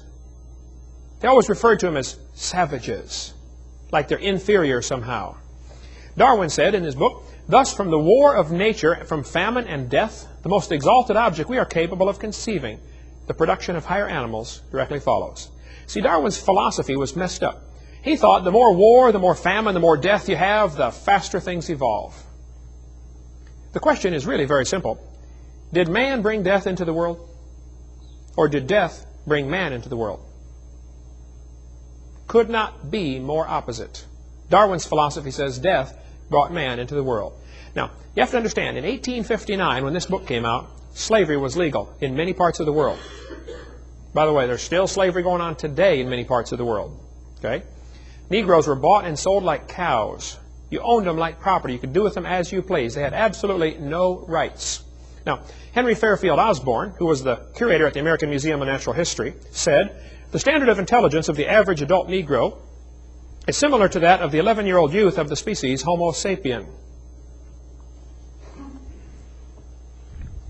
He's trying to get across the idea that Negroes are a different species, isn't he? That's racism. Stephen Gould admitted, biological arguments for racism may have been common before 1850, but they increased by orders of magnitude following the acceptance of evolution theory. Thomas Huxley was the guy who promoted Darwin all over the country. Darwin wrote his book and went and hid. Huxley went out and really preached Darwin. and made people accept what he said. Huxley said, no rational man, cognizant of the facts, believes that the average Negro is the equal, still less the superior, of the white man. These are the guys who promoted Darwin. A guy named Kingsley, who was an Anglican priest who really promoted Darwin. Also, you know, if it hadn't been for the church accepting Darwin in the 1850s and 60s, the scientists rejected it at first. They said, what a dumb theory. It was the Christians that accepted it. Kingsley said, the black people of Australia, exactly the same race as the African Negro, cannot take in the gospel. They can't get saved. He said, all attempts to bring them to a knowledge of the true God have as yet failed utterly. Poor brutes in human shape, they must perish off the face of the earth. They're inferior species. Brother, I was working in Longview, Texas, at a church there. I was out 2 in the morning going to the store to get my wife some milk or something. I forget what it was, and I get one of the babies something at that time. And some guy had gotten drunk, and he turned his car down what he thought was a street, but it was a railroad track. He drove about 30 feet, and the car bottomed out, and he's stuck on the tracks, And he's standing out there looking at his car. What happened here, He's drunk. And so I stopped to go see what I could do to help, and another guy stopped, and we're pushing this car back off the railroad tracks before a car comes along and turns it into a tin can, And this guy said, what are you doing out here in the middle of the night? I was in an all-black neighborhood, right by the big ghetto housing project there. I said, I came by here to see if any of my friends are up, because I know a bunch of people here in the housing project in the ghetto here, and I bring a lot of these folks to church. He said, you bring them to church? I said, yeah, I drive a bus, come in here every Sunday, bring a lot of them to church. He said, these people are all black. I said, yeah, so what? He said, well, why do you bring them to church?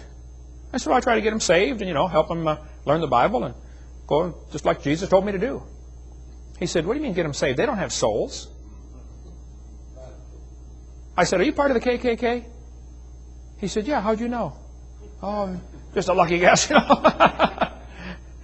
Well, listen, you idiot, they do have souls as much as you do. The color of your skin makes no difference.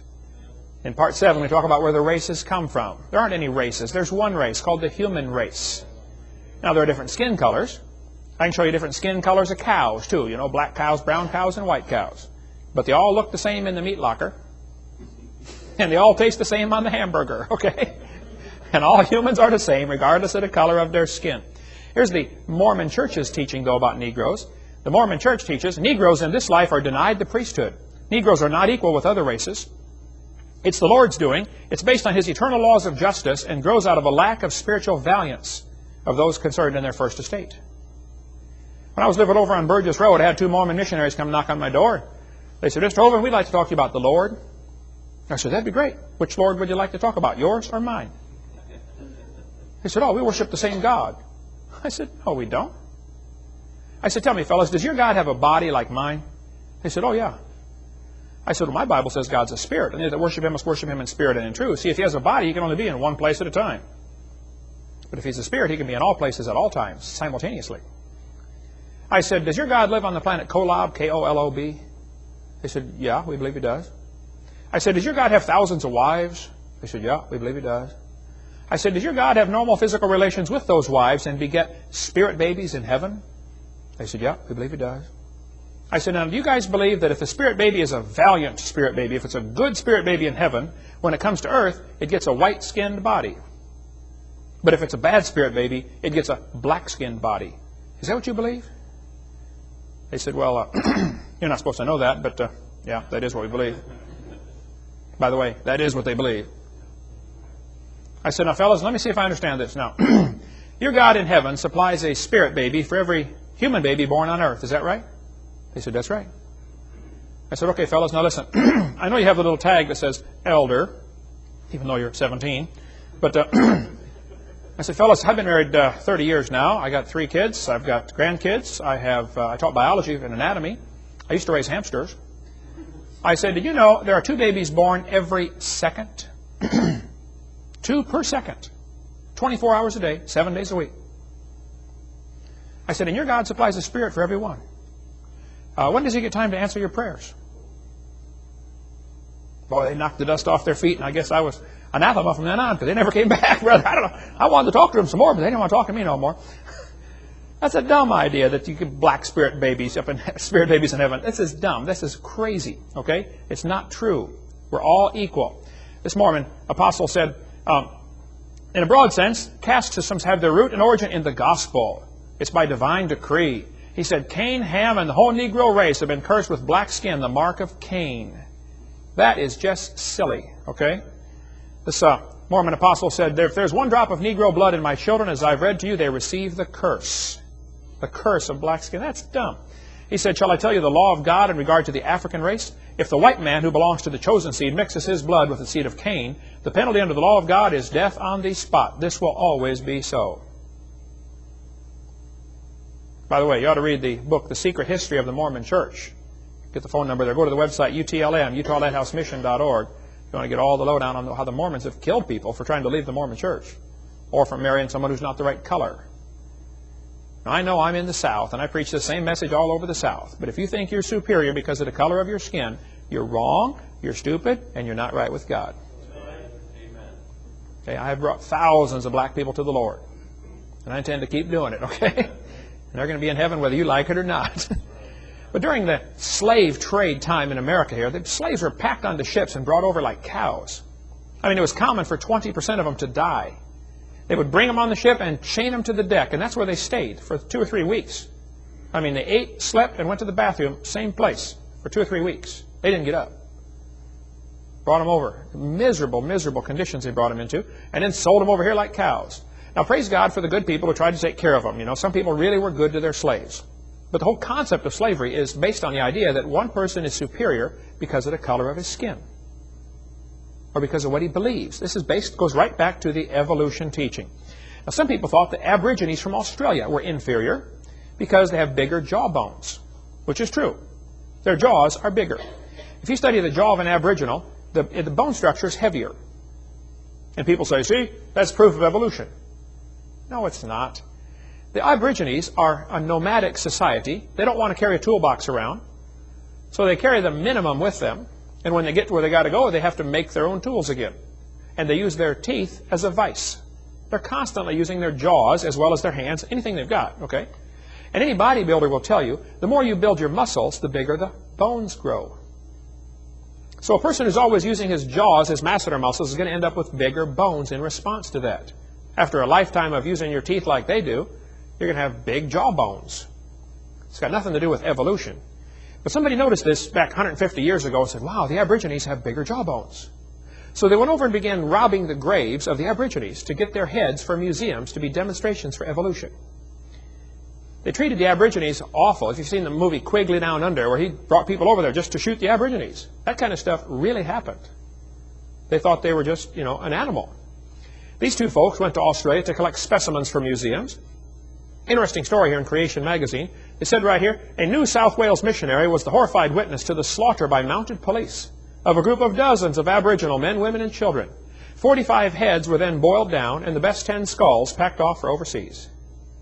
They shot them just to get their heads for museum displays. Now, why would a museum want a head with a bigger jawbone? As part of an evolution display. Did you know the Smithsonian, I've been told, has 33,000 sets of human remains in their basement right now? They call it the Army of the Potomac. They would find people with the right jaw structures and put them on display in their museum. See, boys and girls, how this ape evolved to the human? When the intermediates, there's another human. You can go downtown Pensacola and line up 10 people and prove the same thing, folks. We could line up folks in this room. Some of you have bigger jaws and smaller jaws and sloped forehead and straight forehead. I had an Italian friend one time. I said, man, I got to look at you from the side. I could put you in a textbook, you know. His head went back like that. His nose stuck out. I said, you're the perfect missing link. Guy had an IQ way up there in the stratosphere. A brilliant guy. Just had a dumb-looking head, you know. And by the way, the size of the head has got nothing, the brain has nothing to do with intelligence either. There have been some incredibly high IQ people with brain sizes down around 1,200 cc. And there have been some really dumb people with some really big heads with 2,000 cc brains, okay? It's got nothing to do with intelligence. America, though, during this late 1800s, because of the evolution theory primarily, had a large eugenics movement. Eugenics was the idea that we need to purify the race, get rid of the inferior genes, and only let the superior genes produce children. There was actually a sterilization movement. People who were mentally deficient were often sterilized. Couldn't have any children. There There was a large eugenics movement until World War II broke out. Galton was Darwin's cousin, and Galton was Francis Galton, very influential in the eugenics movement. He said, is the study of the agencies under social control, eugenics is the study of the agencies under social control that improve or impair the racial qualities of future generations, either physically or mentally. That's Darwin's cousin. Now let's improve the race. Here's their logo and their motto, the tree of eugenics. Eugenics is the self-direction of human evolution. They're going to use medicine, surgery, psychiatry, sociology, religion, education, genealogy. They use it all. Like a tree, eugenics draws its materials from many sources and organizes them into a harmonious entity. They were going to work really hard to improve humanity by eliminating inferior genes. This is a person very involved in this was the one who started Planned Parenthood. We cover more on that on video number 4. In 1904, the World's Fair was held in St. Louis, Missouri. One of the displays on there was a huge display of many people involved in showing the evolution theory. Right here's a picture. At the 1904 World's Fair, 2,000 primitive peoples were put on display. The purpose of the display was to demonstrate the superiority of the white Americans who had evolved further. Peter Jennings, liberal Peter Jennings, wrote a book and mentioned this in there. And if you go to the St. Louis Zoo today, that is on the place where the World's Fair was held, and they're still using some of those same buildings. There in St. Louis at the 1904 World's Fair, they had a man in a cage with chimpanzees to demonstrate the evolution theory. The man was a pygmy from Australia, or a pygmy from Africa, little bitty pygmy, about 4'5", I think he was.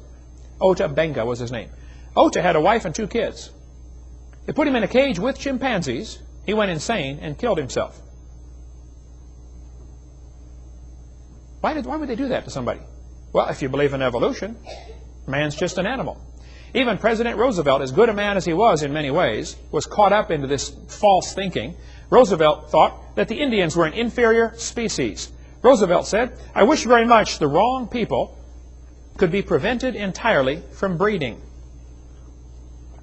Roosevelt thought the immigrants from Europe, Scotland, Ireland, and the Orient were a threat to American society.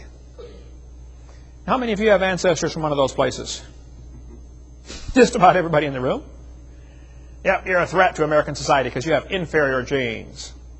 That's what he thought. In 1871, Congress scrapped all treaties with the Indians and moved them off to the reservation system, still in use today. They made promises to the Indians and broke them. After all, they're only savages. They're inferior. The Trail of Tears took place before Darwin's book came out, but still, evolution was very much taught before Darwin's book. Darwin just simply made it popular. But in the Trail of Tears, the Cherokee Indians were moved off their land by force to Oklahoma. About a third of them died along the way.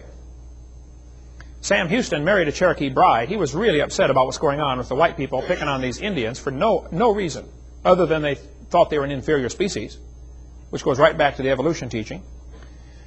When they took the Indians out of Ross's Landing, Tennessee, they moved the Indians out 2 weeks before harvest time. They did all the work, planted the crops, tended them all summer long. Just before harvest time, came in with soldiers and guns, loaded them into wagons, and moved them out. And of course, the white people moved into their houses, already made, crops ready to harvest. Man, pretty nice. So people would forget about what happened, this horrible slaughter of the Indians. They renamed the city. It used to be called Ross's Landing after Chief Ross. Now they call it Chattanooga. Renamed to honor, or to make people forget what happened. Here's an article from Franklin College in Franklin, Indiana. The Carnegie Institute of Washington, Eugenics Record Office, founded by Mrs. E.H. Harriman. Anybody heard that name before? E.H. Harriman. How many saw Butch Cassidy and the Sundance Kid? He's getting ready to blow up the train, and he said, I work for Mr. E.H. Harriman. Super rich gazillionaire back in those days. Very much involved in wanting to improve humanity by eliminating the inferior. Carnegie started the organization now in Berkeley, California, that fights to keep creation out of schools. It's his funding that supplied the start of that organization. The whole idea that man is superior, there's a bunch of guys been involved in this. The Bible says, have we not all one Father? You're not superior because of the color of your skin. The Bible says, He hath made of one blood all nations of men to rule on the earth. Now, Darwin thought that a married man was a poor slave worse than a Negro. Regardless, we won't comment on whether it's true or not, but if it's not, by the way. But if a professor said that today, how long would he keep his job? Or his life? Some of these feminazis would go kill him, wouldn't they? And yet they praise Darwin in our school system. Louisiana, I don't know if they got it passed or not, they were working on a bill to ban the teaching of Darwin because of his racism. Very interesting approach. Yeah. I mean, if our school started teaching the teachings of Adolf Hitler and made it mandatory reading, wouldn't people get upset? Well, why aren't they upset about the mandatory teaching of Darwinism? Darwin said, the chief distinction of intellectual powers between the two sexes is shown by man's attaining to a higher eminence in whatever he takes up. Whether requiring deep thought, reason, or imagination, or merely the use of the senses and hands, the average mental power in man must be above that of woman. Darwin finally married his first cousin, Emma Wedgwood. Nobody else would take him. Darwin thought men were superior in every single way. Darwin believed in inbreeding, so he married Emma, his first cousin. He wanted to raise a superior stock of children. He ended up having 10 children. Mary died shortly after birth. Anne died at 10. Robert was born retarded and died at 19 months. Henrietta had a serious nervous breakdown at 15. 3 of his other 6 sons were ill so often, Charles regarded them as semi-invalids. So much for inbreeding, Charlie. Evolution is the foundation for communism. Communism, started by a guy named Karl Marx, removes God from authority and puts man in his place. He says there is no God, so man must be in charge. Missionaries have said when they're working in a country and the communists take over, the first thing the communists do when they come into the country, they go into the schools and they start teaching communism? No. They start teaching evolution. They start by laying a foundation of evolution, and then they bring in the teachings of communism. Communism can't thrive in a place where people believe they've got rights that come from the Creator. And the creation movement in America is one of the biggest hindrances to the advancement of the New World Order. And they very much would like to get rid of guys like me who don't believe in evolution.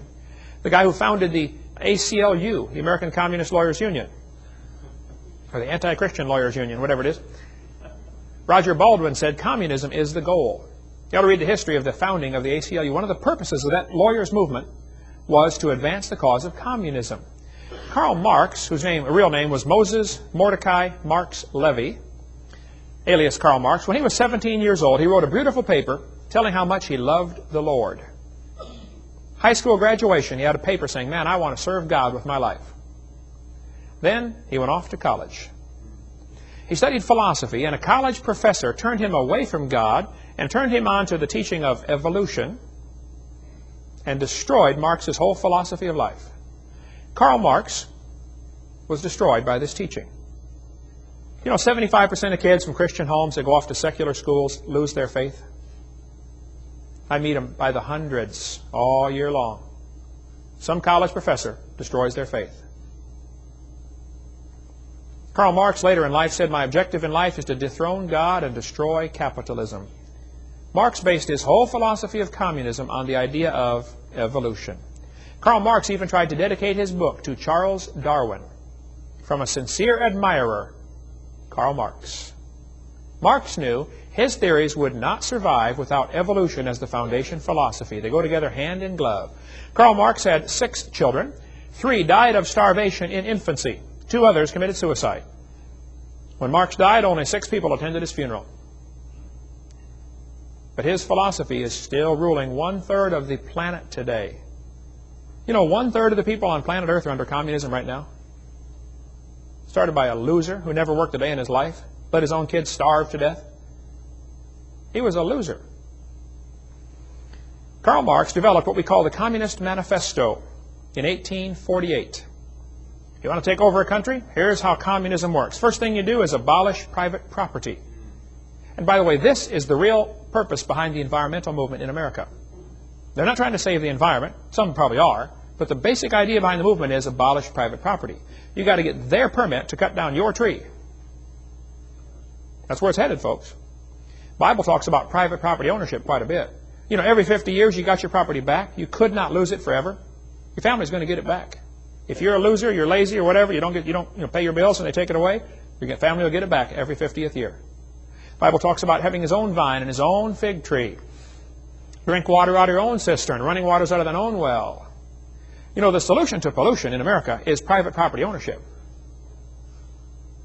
Ask anybody that's ever owned a house and rented it out to somebody else. They will understand.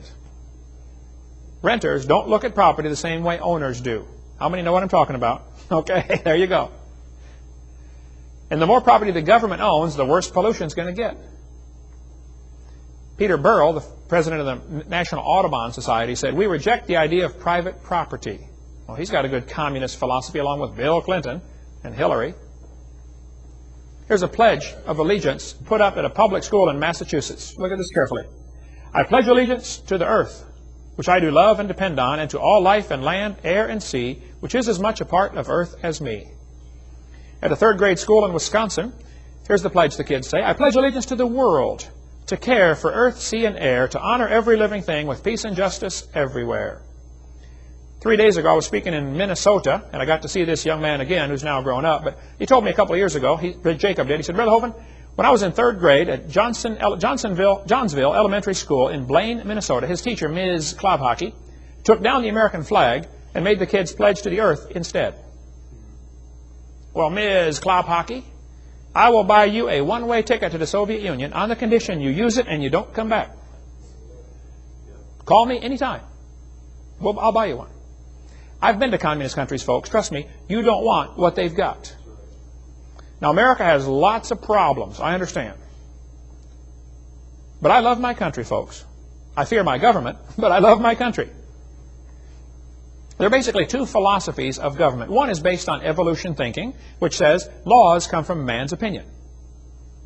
How do you decide right from wrong? Oh, man gets together and we decide. Second thing, they say rights are granted by the government. And the government should be the provider. The government provides everything. This is called a democracy. Democracies always become dictatorships. They are horrible forms of government. The government should provide everything. When they were debating about health care here in Pensacola, I heard on the radio, several years ago, talking about a national health care plan. I thought, did you know 70 to 80% of all health care costs are from self-induced problems? Somebody wants to drink or smoke or take drugs, and when they get sick, they want me to pay for it? They were debating on the radio here, and one of the WCOA, I think it was, talking about should we have a national health care plan.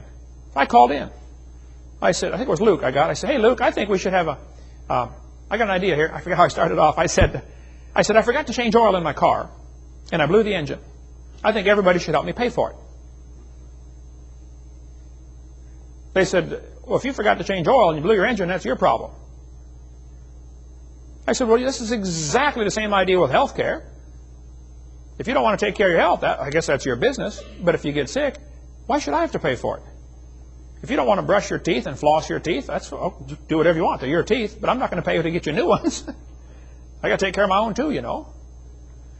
If we're going to have universal health care, why not universal auto care? If you ever damage your car, the government will pay for it. How's that for an idea? How about universal house care? You got a problem with your house, you need new doors, you need new carpet, hey, the government will pay for it. How about the government pay all utility bills? You don't have to yell at your kids anymore. Shut the refrigerator. Do you realize what would happen in a hurry? The whole system would crumble. That's what the Canadians are just now trying to figure out. Wow, how come it's costing us so much for this health care? I haven't had any health insurance now for 14 years. I take my vitamins. A lot of them. I probably spend $40, $50 a month on vitamins and nutrition for me and my wife. Wow, that's a lot of money. Cheaper than $400 a month for health insurance, isn't it? And boy, when you get sick, it's neat. You go to the hospital, they have to do something, some kind of surgery. I remember one of my boys had surgery, and the hospital bill was like $4,500, for 2 hours in an outpatient place.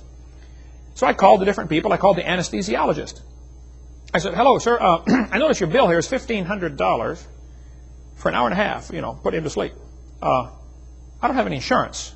I do pay my bills, and I'll pay whatever I have to, but that seems kind of high for an hour and a half, He said, "Oh, you don't have insurance? Okay, let's make it $300. Just like that over the phone. I called the place that had the room, I'm sure they had to change the sheets and put some new Band-Aids out and stuff, and I said, listen, I saw your bill here was like, $1,800. That seems kind of high for an hour and a half, for your room. I said, I don't have any insurance. He said, oh, you don't? Okay, let's make it $400. I got the bill down from, I think, $4,500 down to about $1,000, just over the phone with 5 phone calls. You don't have insurance? Oh, okay. The more people have insurance, the more it raises the price of everything. Now, I'm not against health insurance, okay, but I'm saying the philosophy here is what's important to understand. We got this crazy idea that the government's supposed to provide everything. Well, they'll be glad to do that, but along with that, they're going to take away all your freedoms. Our founding fathers said, we hold these truths to be self-evident. All men are created equal. For instance, who gives you the right to have a church? And why do we ask the government for permission? Just about every church in America now has become 501c3 incorporated because they want to get a government handout. You ought to get the book Hush Money, or the bigger version of it, In Caesar's Grip, by Peter Kershaw, a good friend of mine. You want to find out all the dangers of 501c3 incorporation. The church doesn't have to get incorporated, but if you do get incorporated, you better not preach against certain things from your pulpit. Did you know if you're an incorporated church and you preach against homosexuality, IRS will pull your tax-exempt status? Churches are tax-exempt anyway. What are we asking them that for? Come on. I'll read the book if you want more on that. Patrick Henry said, it cannot be emphasized too strongly that this great nation was founded by Christians, not on religions, but on the gospel of Jesus Christ. See, the other philosophy of government is based on creation thinking, which says laws come from the Creator, rights are unalienable, and the government should be limited to the punishment of evildoers and defense. The only 2 legitimate functions of government. They're not supposed to provide everything for you. You ought to read Davy Crockett's story about, he's out, a neighborhood burned in Washington, D.C. when Davy Crockett was senator or something like that. And the senators got together and said, this whole neighborhood burned. What a horrible tragedy. Everybody lost their house. Here, let's vote to give this neighborhood, $50,000, whatever it was way back then, to rebuild their homes. The next fall, Davy Crockett's out stumping, trying to get people to vote for him. He saw this farmer plowing his field, and he stopped and said, hey, neighbor. Farmer stopped and said, yes, sir, can I help you? He said, I'm Davy Crockett. He said, yes, sir, I know who you are. He said, well, I want to see if you vote for me. The farmer said, no, sir, I'll never vote for you again in my life. He said, well, why not? He said, you broke your trust. He said, I voted for you last time to put you in there to manage things for our area, and you blew it. He said, well, how did I blow it? What did I do? He said, well, you voted to give those people money to rebuild their houses. Crockett said, well, yeah, that was a horrible thing that happened. A big fire swept through the community or something. And the farmer said, are you going to do this for every tragedy across America? What if I lose my crop? What if my cow dies? This is a slippery slope, folks. There's no way out of this one. You have no business to give away our money. Now, if you congressmen want to get together and pool your money and give those folks some money, you go ahead. We've entrusted you to manage our money.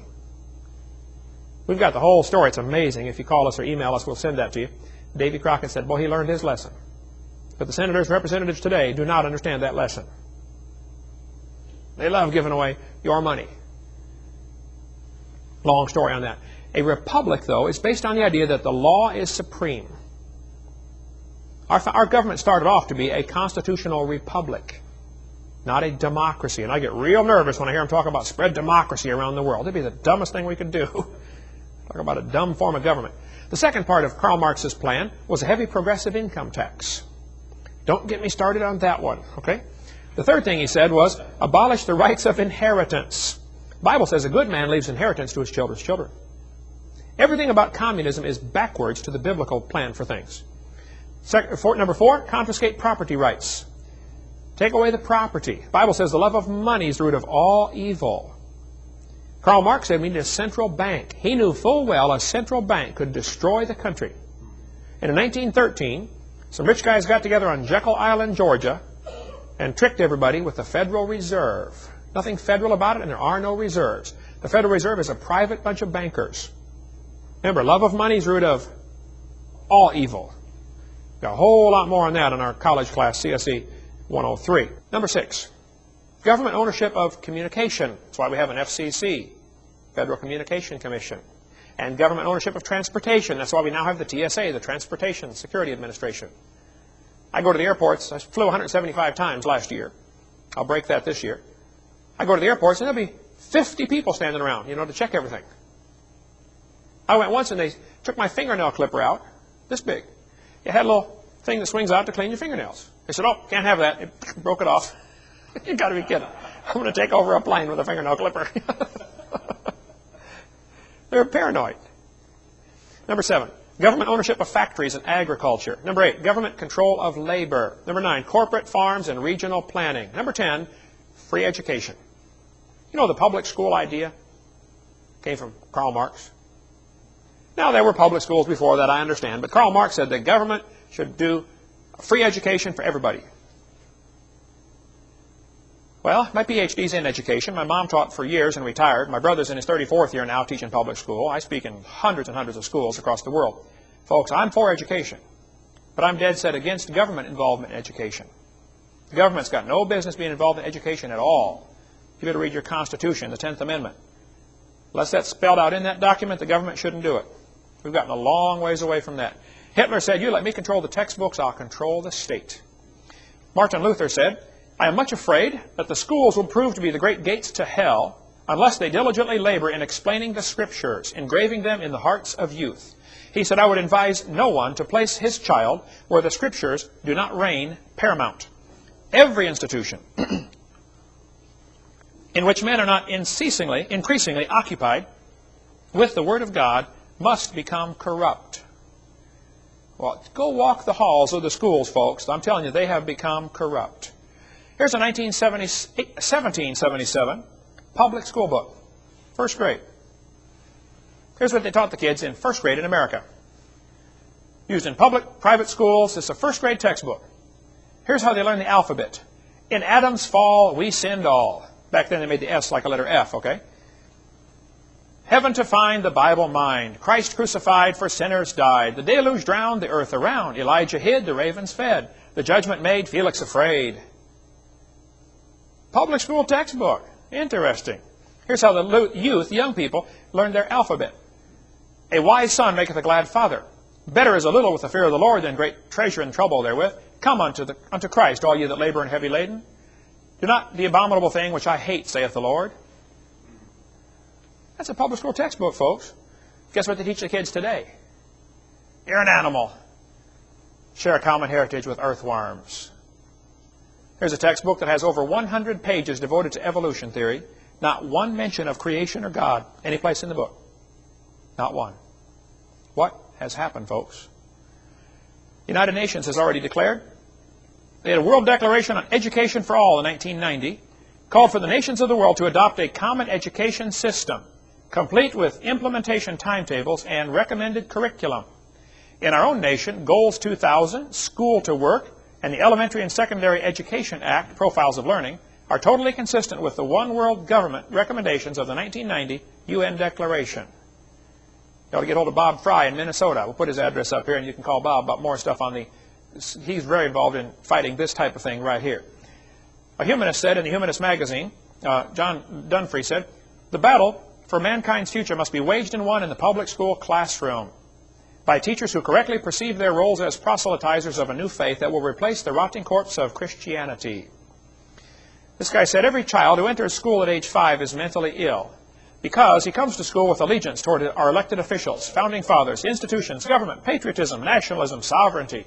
All these prove the child is sick because the well individual is one who has rejected all those things and is what I call the true international child, communist, of the future. Dr. Pierce from Harvard University. Well, Dr. Pierce, I'll buy you a one-way ticket also to the Soviet Union if you use it and don't come back. I've been over there, folks. You don't want what they've got. There's a social science book, public school book. They said any child who believes in God is mentally ill. Education is the most powerful ally of humanism, and every American public school is a school of humanism. What can the theistic Sunday school, meeting for an hour once a week and teaching only a fraction of the children, do to stem the tide of a 5-day program of humanistic teaching? They're right, folks, and they're winning. We're losing. One professor said, as a matter of fact, creationism should be discriminated against. No advocate of such propaganda should be trusted to teach science classes or administer science programs anywhere, under any circumstances. Moreover, if they are now doing so, they should be dismissed. You should fire them if they believe in creation. An Iowa professor said, you should fail any student, no matter what the grade record indicate, if the professor discovers the student is a creationist. Furthermore, the student's department should have the right of retracting the grades and possibly even degrees if the student becomes a creationist later. That's the kind of thinking we're up against. Mr. Yefremov lives here in Pensacola. He came to my house several years ago. He's from Ukraine. He said, Dr. Hovind, here's my high school diploma. I said, yeah? You know, you're 50 years old, you got 5 kids, a couple of, 4 in college. Why are you handing me your high school diploma? He said, when I was in Ukraine, I went to school, had good grades. They'd grade them 1, 2, 3, 4, 5. 5's the best. He showed me his report card, all 5s, like straight A's. He said, but we had a test to take before we could graduate. Senior year in high school, one of the questions on the test was, do you believe in evolution? I answered, no. They refused to let me graduate. I said, well, how'd you get the diploma?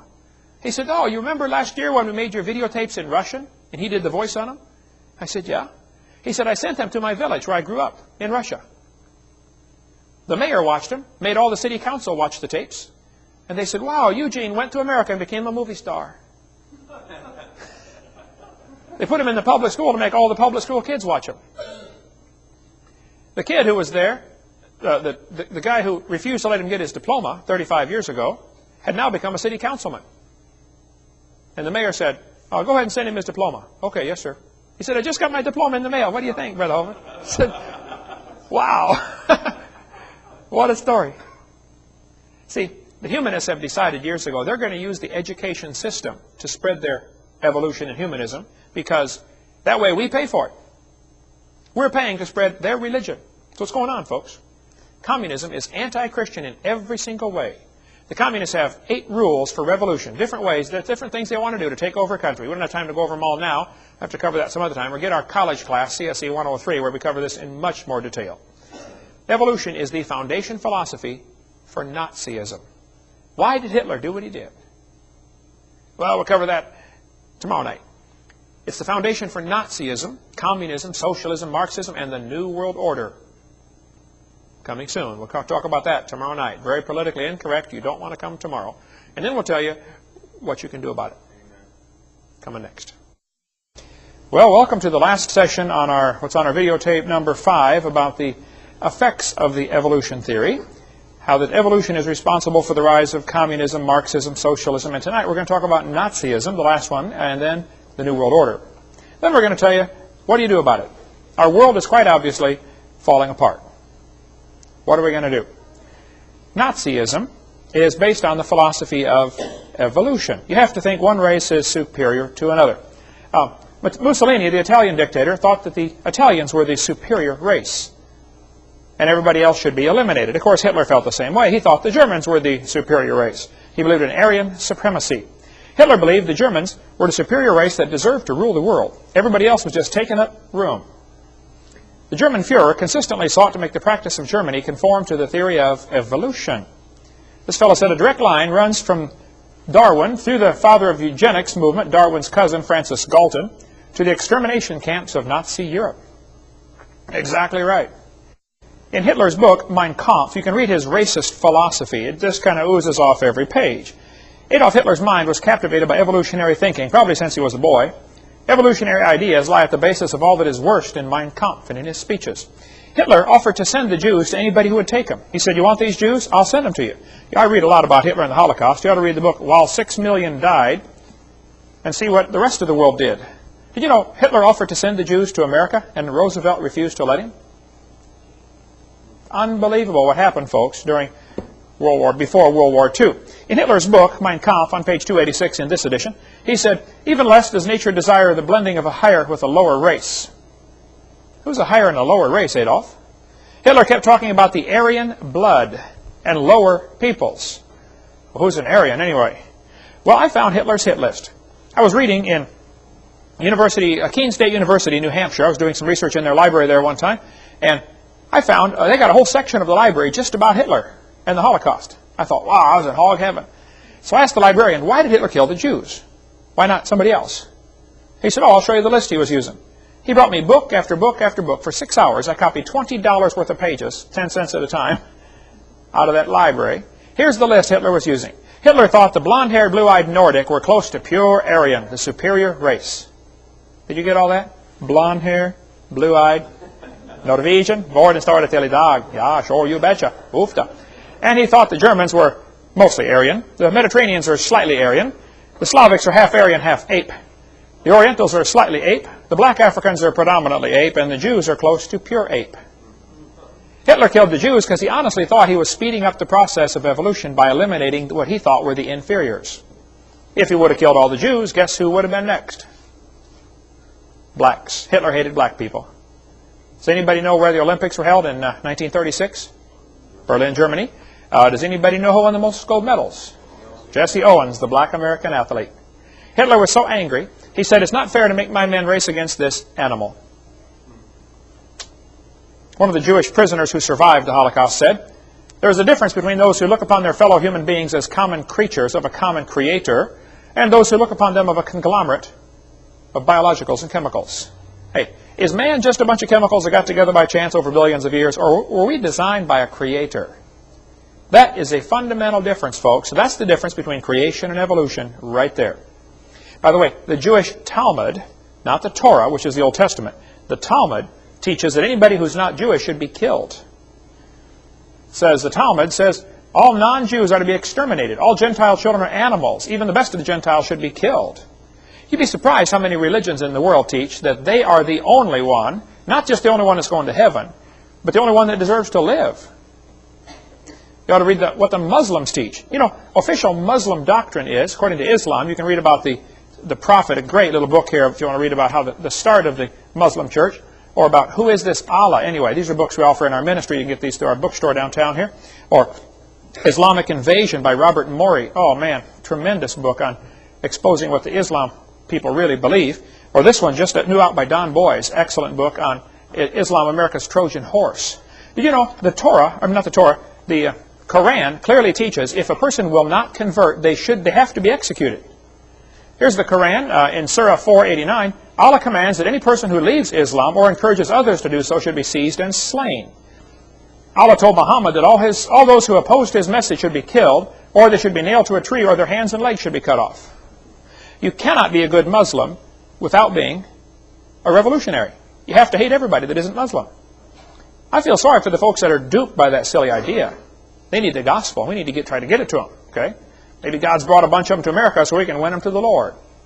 But what Hitler did with his concentration camps and killing the Jews, I don't think it's possible to understand what Hitler did and why he did it until you see how evolution ties in. Hitler thought he was speeding up the process and doing the world a favor by getting rid of the inferior genes. He killed at least 6 million. I've been to Germany 3 times. I read lots of books about Hitler and the Holocaust just to keep my blood boiling. What Hitler did was a direct result of his belief in evolution. See, what you believe determines how you behave. He was just speeding up the process. Hitler held his rallies at Nuremberg. I stood on the spot where Hitler spoke all of his rallies there in Nuremberg, on that granite mined out of Flossburg camp, where I just had been a few hours earlier, where all the Jews died trying to mine granite for Hitler's platform to stand on. Hitler tried to make the people look small, the individual is small, and the cause was great. Had these massive rallies at the Nuremberg arena there. You know, the environmental movement folks try to do the same thing. They try to make the individual look small and the cause look great. You know, people are expendable. We've got to save Mother Earth. Doing the same thing with our kids today. Hitler knew full well you have to indoctrinate the young people. And the evolutionists have worked very hard to infiltrate our school system and thoroughly indoctrinate the young people. It's interesting, Hitler referred to the Jews as parasites in the body of nations. The abortionists refer to the unborn child as a parasite in the woman's body. Same language. Hitler, one of his justifications for believing in evolution was the gill slits. We talk about that on video 4. The idea that the embryo has gills, made up by the German professor Ernst Haeckel. And that goes on. We can talk a lot more about that on our video number 4 about how abortion is murder based on the thinking that evolution is true. It's a crazy idea. Hitler said, this new state, Germany, will give its youth to no one. We're going to raise the youth the way we want them to be raised. There was a man in Skokie, Illinois that shot and killed a doctor. When they asked him, why did you kill this doctor? He said, because he's making blue-tinted contact lenses for people and he's diluting the Aryan beauty. Folks, the Aryan supremacy idea is not dead. There are still white supremacists all over the country. And I know I'm in the South. Well, get over it, okay? Nobody's better because of the color of their skin. Hitler tried to hide behind the idea that Christianity justified what he was doing. This excellent book by Marvin Lutzer at Moody Bible Press on Hitler's cross, about how he tried to make people think it's okay because God had told him to kill all these people. Hitler, one of his propaganda pictures showed him walking out of a church with a cross over his head. He was a liar. Did you know they had Nazi baptisms? Hitler secretly, though, hated Christianity. He said, I regard Christianity as the most fatal, seductive lie that ever existed. Because Christianity teaches all nations are of one blood.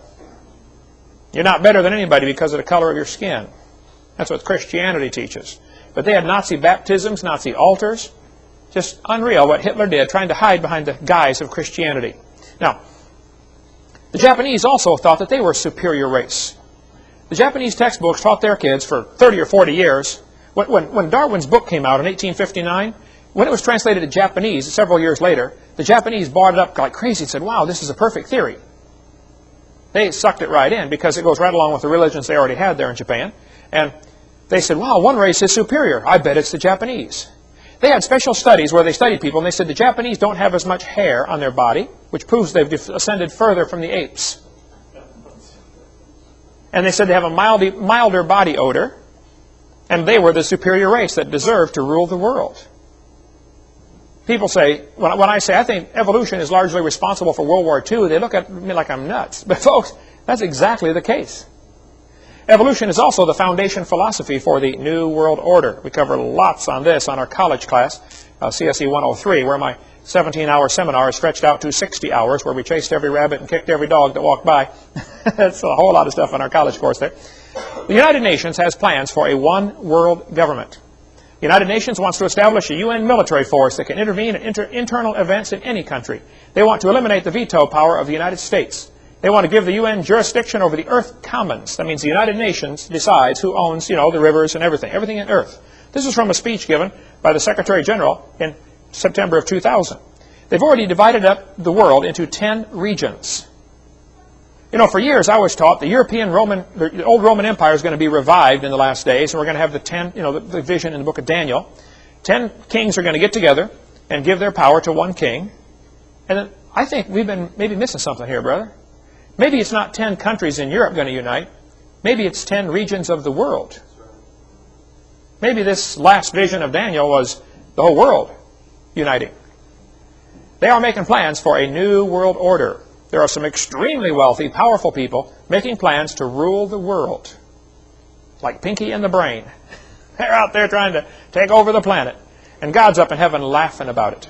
Psalms chapter 2. The psalmist said, why do the heathen rage? The people imagine vain things. The kings of the earth set themselves. The rulers take counsel together against the Lord, against his anointed, saying, let us break their bands asunder and cast away their cords from us. He that sitteth in the heavens shall laugh. God sees all their plans for a one-world government, and he's laughing about it. Now, in the meantime, I think we're going to have to go through some really hard times down here, folks. People say, well, God's going to get us out of here before the tribulation. Oh, tell that to the Chinese Christians and the Russian Christians and the Egyptian Christians that have been killed here, and those in Sudan, where they've killed hundreds of thousands in Africa just because they're Christians, just in the last 10 or 15 years. Boy, if any country ever deserved the judgment of God, it's America. Amen. And I think it's coming soon to a city near you. The United Nations has plans to tax the world. We'll be paying a tax if they have their way to the United Nations. They want to get the UN authority to regulate international commerce. They want to control food. They understand full well that the production and distribution of food is the way to control the world. The United Nations has plans to establish a new seat of power in the UN called the People's Assembly. It'll consist of representatives from nations, but also representatives from non-government organizations. Just organizations can have a seat in there. Interesting. They want to have jurisdiction over all nation states. They certainly want to have jurisdiction over all the churches. And many churches have already stuck their head in the noose by becoming incorporated. And they don't realize what they've done. There's a good book if you want to read more on that. You can get it from our website. Right or right here in our bookstore, In Caesar's Grip, about how the incorporation process, 501c3, has trapped churches where they cannot speak out on certain topics. Man, 100 years ago, the politicians were scared stiff of the pastors because they just get up there and preach. You know, Senator Jones is a whoremonger. Well, today, if you talk about politics, they'll jerk your 501c3 status. And so Christians say, well, we can't talk about certain topics in the pulpit. Well, then you're not serving God. If you're a prophet of God, you say what God told you to say. If it hair lips the devil, then tough. It goes back to the two basic philosophies of government. You know, evolution based on man's opinion and creation based on laws come from the Creator. He gives us rights to have churches. He gives us rights to speak the truth. Our founding fathers said, when it comes in the course of human events, it becomes necessary for one people to dissolve the bands which have connected them to another. They said, we hold these truths to be self-evident. All men are created equal. They're endowed by their Creator with certain rights. They kept talking about the right of the people because of the fact they were created by God. When you get a bunch of people together who believe they were created, they don't make good slaves. They're going to throw the tea in the harbor and start a big war. And so the guys who would like a new world order are fighting very hard to not let creation into the schools, because the schools are their primary method of teaching their evolution theory, which says rights come from government, not from God. This fellow said, fundamentalist parents have no right to indoctrinate their children in their beliefs. We are preparing their children for the year 2000 and life in a global one-world society, and those children will not fit in. They want to prepare our kids for a new world order. And boy, it's working, folks. 75% of kids from Christian homes that go to secular schools lose their faith after 1 year of college. There's a great book called The Medusa File by Craig Roberts, excellent book on the government cover-ups of all sorts of things that have been covered up. Do you know how many prisoners of war were left behind when we fought World War II, when we fought in the Japanese theater, and when we fought Vietnam? Those prisoners of war were taken off to be coal miners up in the Soviet Union and in China. They just disappeared into slave labor camps. And some leaders in our government knew about it and said, oh, it's not worth messing with, just let them go. There's some still alive over there. Read this book, The Medusa File, if you want to get more on that. If you want to understand the conspiracy that's right now Satan is using to control the world, there are so many good books you can read about this. I've got several on the table here. There are different groups with their smoke-filled rooms trying to control the world. There's a meeting, there's a committee of 300 Jewish financiers, all masters of lodges, who rule the world according to Protocols of Zion. Now, I get criticized for recommending the Protocols of Zion. I understand the book was written so that it would, if it was found, it would be blamed on the Jews. It's actually the bankers. But they kept calling it, wrote it as if the Jews are going to do this and the Jews are going to do that. I tell you what, you read it, it's all come true in the last 100 years. And people say, that's a bad book, Brother Hovind. Well, yeah, it is, but it reveals their plan for the world, but was not written by Jews. It was written by financiers, moneylenders. It shows their plan to rule the world. There's a book called The Committee of 300, showing the 300 top people who really make the decisions on this planet to decide when we're going to have a war and when we're going to have a depression and a recession. Get more on that. See, a lot of these crises that we face are man-made, intentionally made. I don't know if you saw the video of the airplane flying into the Twin Towers, but there's a video on the internet you can watch showing an F-15 flying right beside it, guiding them into the Twin Towers. They slow the tape down and show it frame by frame. Interesting. I'm not sure what all happened that day, folks. I'm not sure if anybody's sure what all happened that day. But they will develop a crisis just so they can get their goals accomplished. Some of these guys would like a new world order, a one-world government. And they're not against killing 3,000 or 4,000 people if it helps their cause. Like blow up the Oklahoma City building just so we can, eliminate the militia groups that are getting a little out of hand, Or just so we can get more homeland security measures. I can't even carry my pocket knife on the plane now. Well, the Civil War was deliberately done in order to get more toward a one-world government. So was World War I. The 1929 Depression was deliberately caused to get people to come in and get a Social Security number, which, by the way, is a voluntary system. The Cuban Missile Crisis was deliberate. See, the Russians, they have a technique. They say we'll take 2 steps forward and 1 step back, and everybody thinks we retreated. They wanted a missile base. They wanted a military base in Cuba. So they put in a military base and missiles. Kennedy huffed and puffed about the missiles, the big missile crisis of '62, and they took the missiles out, we think. and left the military base. 2 steps forward, 1 step back, they're further toward the goal. They've done that all over the world. Oklahoma City was blown up by apparently some terrorists, obviously, but it wasn't the truck bomb in the street that blew that building up, folks. There's a whole lot more to it than that. You want to get a hold of Ben Parton, the Air Force general in charge of explosives. He said, I know what blows buildings up. I've been doing this for 30 years. He said a truck bomb did not blow up that building. There were bombs in the basement around the pillars. Sheared the pillars off. Talk to Ben Parton. There's his phone number right there if you don't believe me. Got a great videotape about that. In order to get anti-terrorism legislation passed that had been stalled in Congress, that's why I think those buildings came down. The TWA bombing was done deliberately to get rid of some people who were going to go testify against Bill Clinton, apparently. There's been so many conspiracies, and I read all this stuff and listen to all these things and read lots of books on it. But folks, it doesn't matter in a bigger sense. I think we as Christians need to be wise as serpents and harmless as doves. I'm going to share with you tonight what I think the solution is. What should we be doing in light of the fact that there's a new world order coming down upon us and Christians are not going to be welcome? This fellow said, we're on the verge of a global transformation.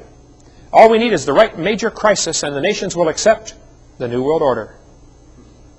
I'll tell you what, when they're bombing your cities, people will give up their rights in order for safety. I think it was Ben Franklin said, those who will give up their rights for peace and security will have neither peace nor security. Bible says, this know also in the last days perilous times shall come. Folks, there are bad times coming. I'm not going to get up here and say, everything's going to be fine. I feel like something good's about to happen to you. I feel like something bad's about to happen to everything. Okay? Get ready. I got 2 grandkids, more coming. I'm not excited about bad times coming, but folks, it's coming. What they do, they think of some excuse to create a crisis so the president can declare martial law, which of course sets aside the Constitution. Presidents are now actually ruling by executive order. There have been 13,000 of these given. Abraham Lincoln gave the first one ever in America, ordering 75,000 troops to invade the South. As it was Lincoln's War, not the Civil War. Another long story on that one. We covered that on seminar on the college class, CSE 103. What they'll do, these rich folks will get in their mind what they want to accomplish, how to get more control over the world, and then they develop a crisis to get people to do what they want. They are laying plans for a one-world government. And now, the presidents, ruling by executive orders, have totally bypassed the Constitution. We could talk for hours on the executive orders. I've got a list of quite a few of them here. In case of an emergency, though, they have the authority to take over all food supplies, take over all vehicles. If your vehicle is state registered, they can come take it if they want it. Commandeer your vehicle. They can take away all the American people for workforces. They have to take over all the health, education, and welfare facilities, take over all the airports, register all men and women for the draft, force relocation centers, take over all the railroads, inland waterways, storage facilities. FEMA is going to provide the muscle to do this. The Federal Emergency Management Act. Those are the guys to watch, the ones that make me real nervous. They're going to be the enforcers. See, no dictator can really do anything without somebody to enforce his will on the people. Hitler never shot anybody, but people did. On March 17, 2003, George Bush told the Iraqi soldiers to disobey if they're given orders to use poison gas or set the wells on fire, didn't he? How many heard that? He said, you guys are going to be judged as war criminals if you do these things after we win. Well, now listen carefully. Soldiers, some of you are in the military here. You took an oath to defend the Constitution against enemies foreign and domestic. Is that right? What if the domestic enemy is your boss? Who's your authority to? Who's your elite? Is it to God? It's going to be a tough time for Christian soldiers. They're going to have to make a decision to stand up and say, okay, I'm going to do what God says. Sometimes there are conflicts between authorities. Kids know this. They try to get mom to say one thing and dad to say another. Try to create a conflict in the authority chain, right? Kids are good at that. Well, God's the ultimate authority. And if I was a soldier, I would serve my country and I would obey orders until there was an order to disobey something God had said to do. That's where you draw the line. I'm sorry, I just simply can't do that, sir. I refuse. You say, they're going to court-martial me. Oh, so money's more important than God's will, huh? That's what it boils down to. That sometimes it is always right to disobey evil orders. Many of you took an oath to defend this Constitution. Now, do it. Tyrants cannot succeed without enforcers. Hitler never shot anybody. He told people to do it, and they did it for him. Okay, who's doing all this, and Why? And what are we supposed to do about it? There are many people involved in the plans for the New World Order. We have the United Nations. We have the World Council of Churches. We have the Council of Foreign Relations. You want to get more on that? You want to read, and a lot of these books are referenced on my website, where you can get more information on these books that are, if you want to go down deep on these topics. There's the Trilateral Commission, the Bilderbergers, the International Monetary Fund, IMF, the International Bankers, the Club of Rome, the Communists, the Socialists, the National Education Association, NEA, very much involved. And by the way, teachers, if you're a teacher in a public school, get out of the NEA. Quit paying them your dues. Don't support them. You should read the stuff that they support and that they're for. If you're a Christian and you love God and you're a public school teacher, quit the NEA. You say, but I won't get insurance. There are other places to get insurance, for one thing. Number two, money doesn't dictate right and wrong. If it does, you got a problem. You do what's right. God takes care of it from there. Okay? Get out of that place. Get out of that club. Okay? The NOW, National Organization for Wild Women. ACLU, the American Communist Lawyers Union. The Masonic Lodge. I had a guy in our church came to me and said, Brother Hovind, I've been in the Masonic Lodge for years. I don't see anything wrong with it. I said, brother, would you go home and read this book, Masonry Beyond the Light? Just read this book. Bring it back and we'll talk. He brought it back 2 weeks later and said, well, I quit the lodge and I've got 4 of my other brothers to quit the lodge also, brother. Thank you so much for giving me that book. Most of the guys that I know in the Masonic Lodge, including some very close friends of mine, don't really have a clue what they're in. They don't realize till they get to the top. It's a satanic organization. I'll show you. Here's the oath. General Pike said, that which we must say to the crowd is, we worship a God, but it's a God that one adores without superstition. To you, sovereign grand inspectors general, we say this, that you may repeat it to the 32nd, 31st, and 30th degrees. The Masonic religion should be by all of us initiates of the higher degrees, maintained in the purity of the Luciferian doctrine. Yes, Lucifer is God. When the Mason learns that the key to the warrior on the block is the proper application of the dynamo of living power, he has learned the mystery of his craft. The seething energies of Lucifer are in his hands. And before he may step onward and upward, he must prove his ability to properly handle energy. You can read Scarlet and the Beast if you want to go down real deep on the Masonic Lodge, or this one, Beyond the Light. You can get it from Chick Publications or call our office. We can get you one. The Bible says we're not supposed to swear at all. Right? Have you read the Masonic oath that they swear? This is just the first one. They go through many oaths in this process. They say, I, put their name in there, do hereby swear that I will always conceal and never reveal any of the secrets of Freemasonry to any person. If I do, I consent to having my throat cut from ear to ear, my tongue torn out by the roots, my body buried in the sands of the sea at low water mark. Can you imagine Jesus saying something like that? Have we gone nuts? The Bible says, swear not at all. Get out of that club. Just quit, okay? Quit supporting them. If you get all that free time on your hands, go do something around the church. Go win somebody to Christ. Amen. Jesus said, I've done nothing in secret. Why do they have their secret clubs, their secret handshakes, you know, where you hold the second knuckle, depending on what degree you're in, all these different secret handshakes, you know, the secret way that they stand, you know, judge, put their hand like this, I'm in distress, you know, rescue me, judge. You know, the judge is probably a Mason too. Or like this, you know, that's the sign of ultimate distress, you got to rescue me. Every Mason's obligated if they got their hands like this, making part of a square. Joseph Smith, the leader of the Mormon church, when he was being shot outside the Carthage jail, did like this, hoping there were some Masons in the crowd. I had about 6 Mormon missionaries, I guess, lived down the street from me in California. I went there to visit them one time to their house, trying to win them to the Lord. I will witness unto them, brother. And I got there kind of early in the morning, I guess, for them, 10 o'clock. I thought it was not too early, but they had their holy underwear on. I'd never seen it. I'd heard about it, but I'd never seen it before. They come to the door, got their holy underwear. It's got a Masonic Lodge symbol over each nipple and one on each on the thigh. They're not allowed to ever have all the underwear off at the same time because the demons can get them. So when they take a shower, they leave their underwear on one leg, take a shower on half their body, put it on the other leg, and take a shower on the other half of their body. Talk about dumb. It's not holy underwear, okay? You should see how Joseph Smith went just near to the top of the Masonic Lodge in one day. The Mormons and the Masons are all tied in together, folks. February 2nd, 33rd day of the year, by the way, is the first high day of the Satanic churches. 1933, by the way, call it Groundhog Day. Do it over and over and over till you get it right. Maybe you saw the movie Groundhog, all right? 1933, Roosevelt passed the War Powers Act. He ordered all private gold turned into the government. Rockefeller helped set up Adolf Hitler in 1933, financed Adolf Hitler to come to power, because we needed another war so Rockefeller could make some more money. These guys make money off these wars, folks. We could talk a long time about the Masons and their tie into this, but just get our videotape on CSE 103. There are so many good books you can read about what's going on. En Route to Global Occupation by Gary Kah, excellent book. The New World Order by William Still, who writes a lot on the Federal Reserve also, tremendous book. Angels Don't Play This Harp, about the HARP technology, High Altitude Aurora Research Project, how they're using microwaves to bounce them off the cloud of the high altitude atmosphere and create virtual lenses and steer weather, direct weather patterns.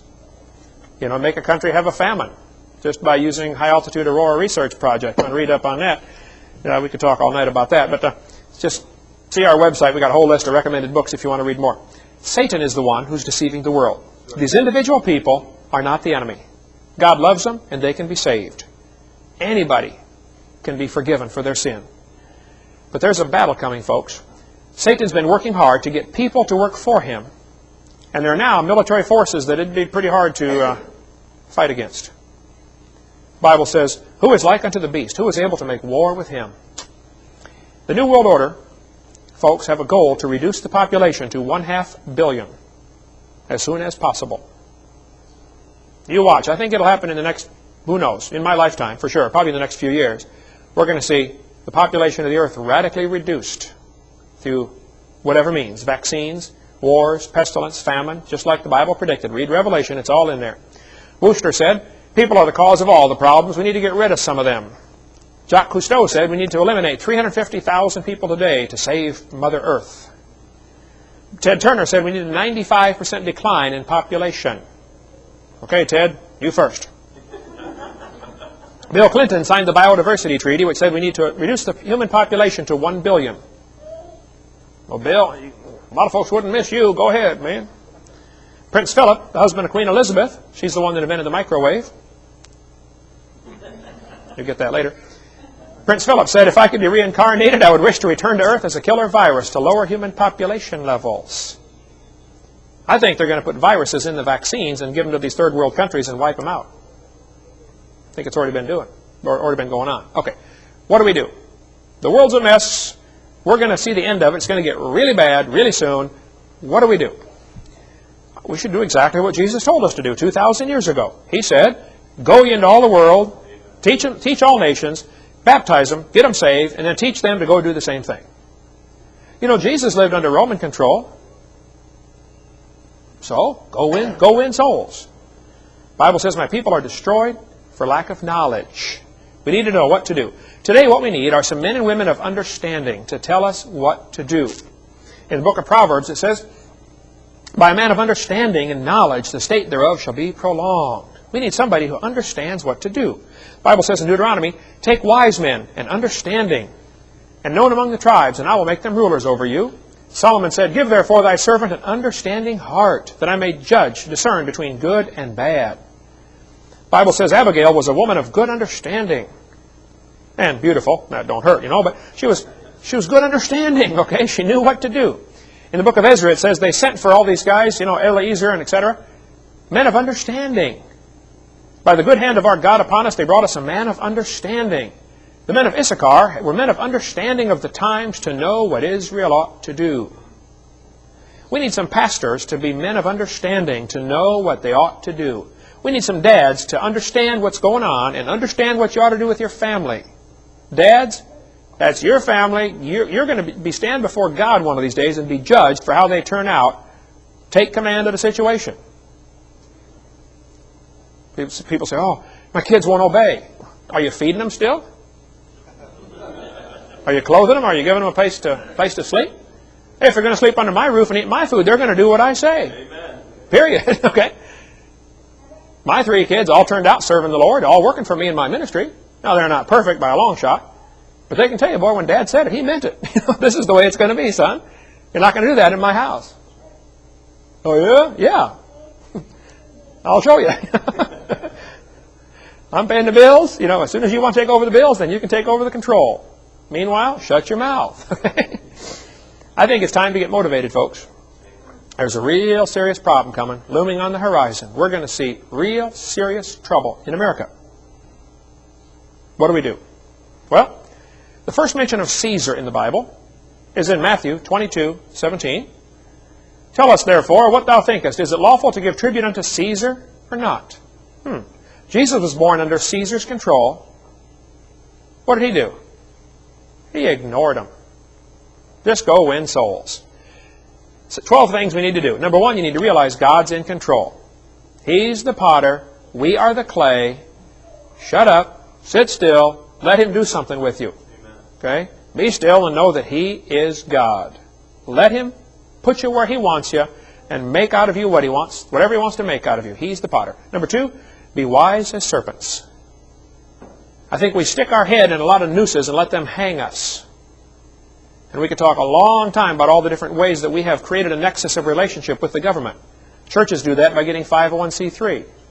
People do that by getting marriage licenses and driver's licenses and Social Security numbers and on and on and on. We cover all that on our CSE class 103. Number three, be careful for nothing. Careful means full of care. I see people that are worried and nervous. Wow, what's going to happen? The New World Order's coming. They're going to come kill everybody. Well, go win some souls. Number four, pray for those in authority. We're His children. Obey His orders. Preach the gospel. Be the salt of the earth. Salt irritates. Some of these Christians are so worried about offending somebody. Who cares? I want to please God. Nothing else is going to matter, folks. Use your influence. Everybody has influence. Some of you ought to get on the school board. I hear people say, well, Christians shouldn't get involved in politics. Oh, tell that to King David, King Solomon. Daniel, he was involved in politics. I mean, read your Bible. Of course we ought to get involved, right?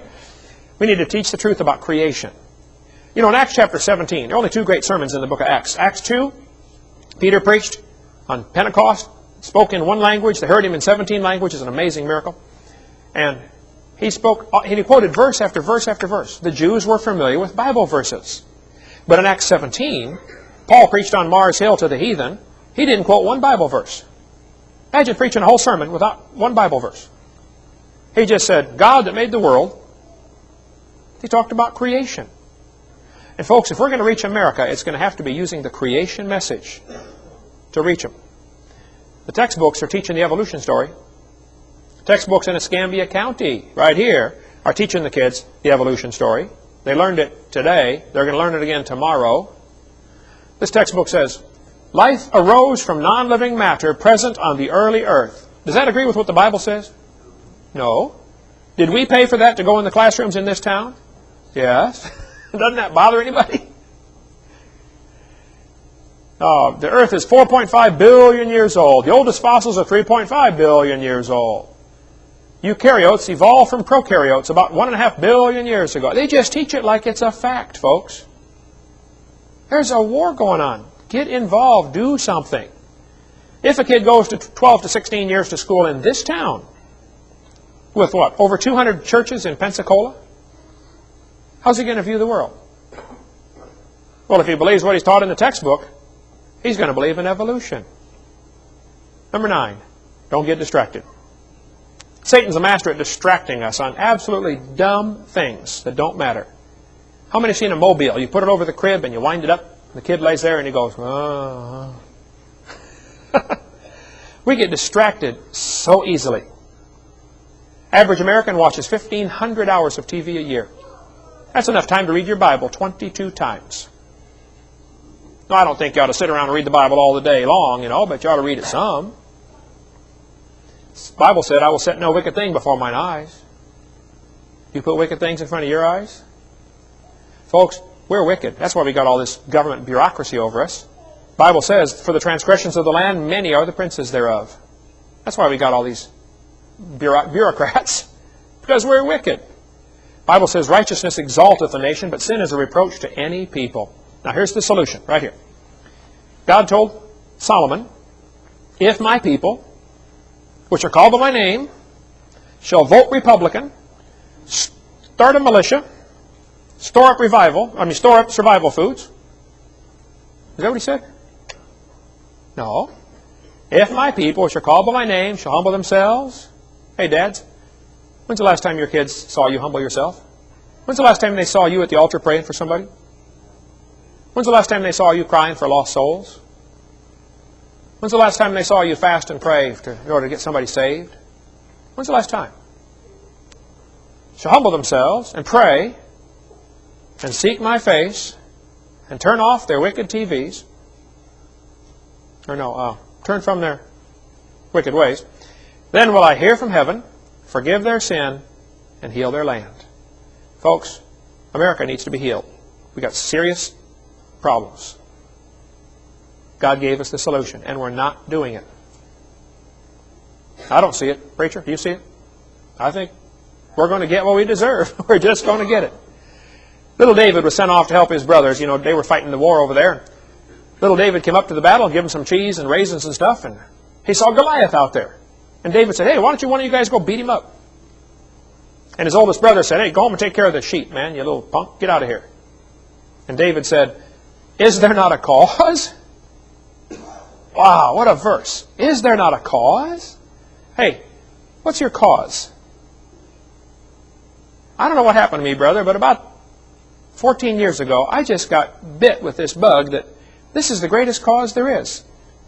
Preaching the gospel, winning folks, and evolution is the greatest obstacle, so let's just tackle it head on. Let's chop right at the root of the tree. Evolution is the philosophy behind all sorts of evil things going on. Let's just go right for the root. What cause do you live for? Is this it? Sports? Oh, wow, he can throw the ball through the hoop. Ooh, wow. Who's going to care in 1,000 years? Does anybody know who won the Super Bowl 10 years ago? Does anybody care? Doesn't matter. All those grown men out there fighting over that one ball. They can all afford to go buy their own. It's not sinful, it's just stupid. You pay a guy $5 million to carry a pig bladder down a cow pasture. I mean, come on. Get all them big lugs out of the way and I'll carry it down there for you. You know, we've gone nuts. The Bible says, he that loveth silver shall not be satisfied with silver. The people that have millions of dollars, do you know what they want? More.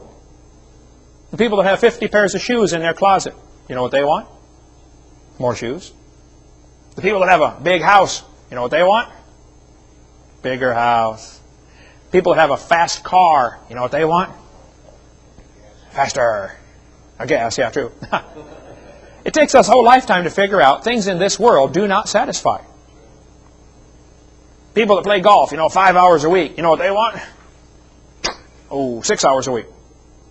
7, 8, 9. Hey, did you know if you spend thousands of hours practicing at golf, get the grip just right, shoulders curled, this thumb and finger make a V, pointed toward this shoulder, same thing over here, knees slightly bent, shoulders curled, club face perpendicular to the ball, bend the right elbow first.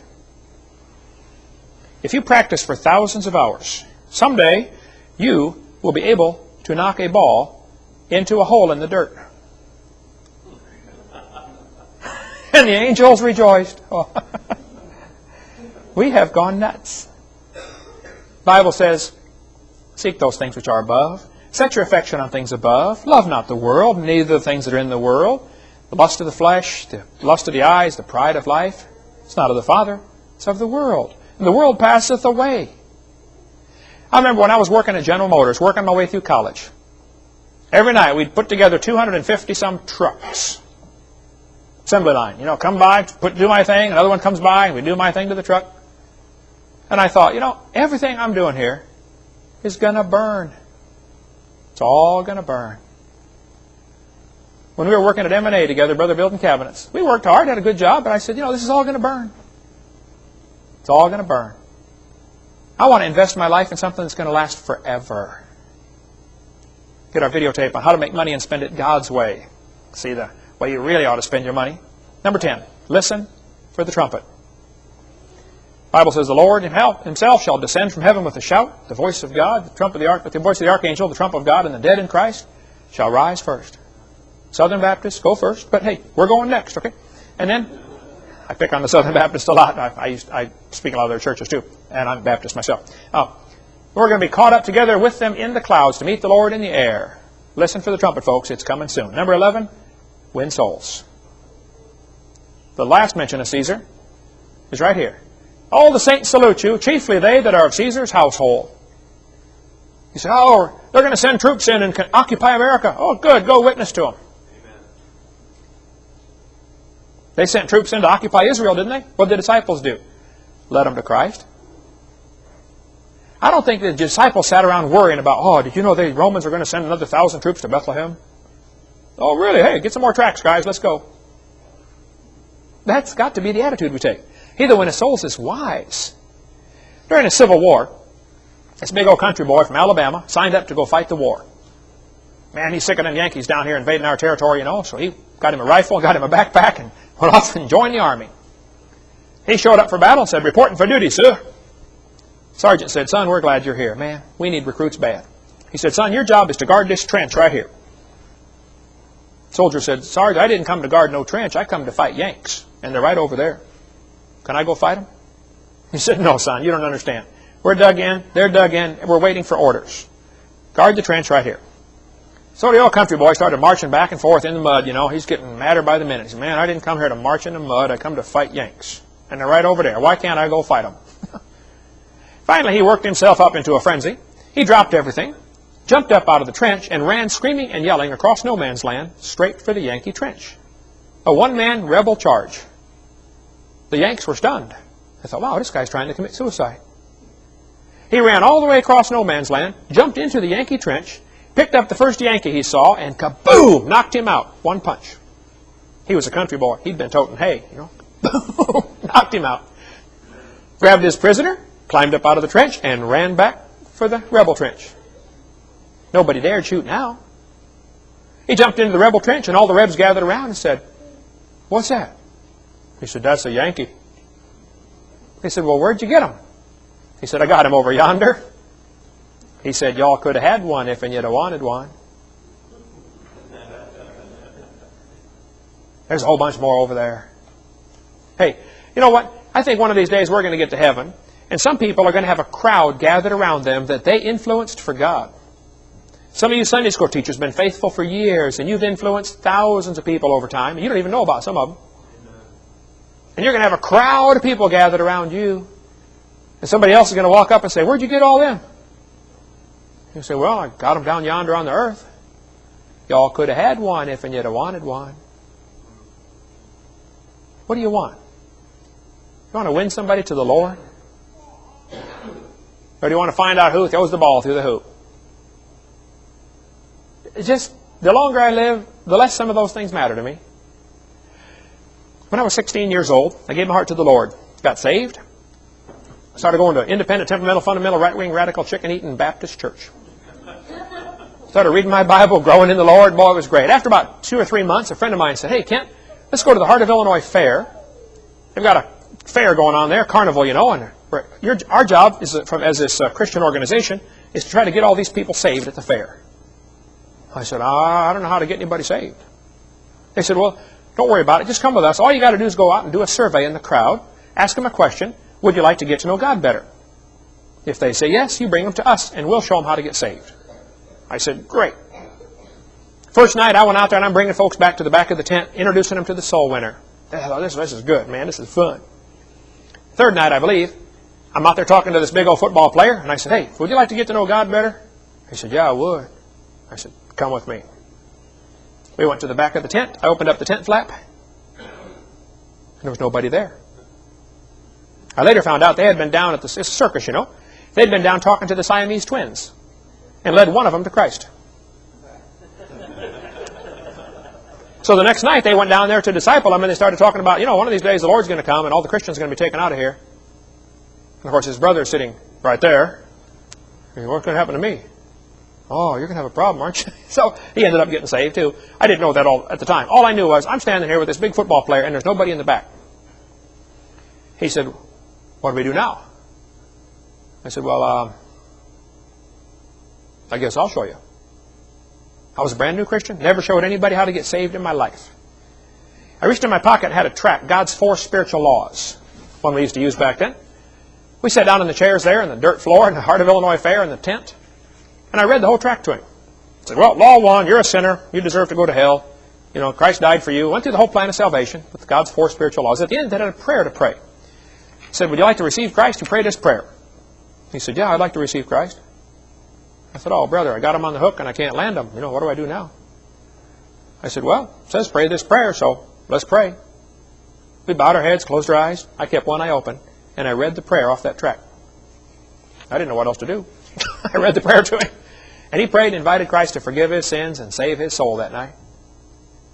He stood up and he looked at me and said, Kent, I've been worried about this for 2 weeks now. Thanks so much for showing me.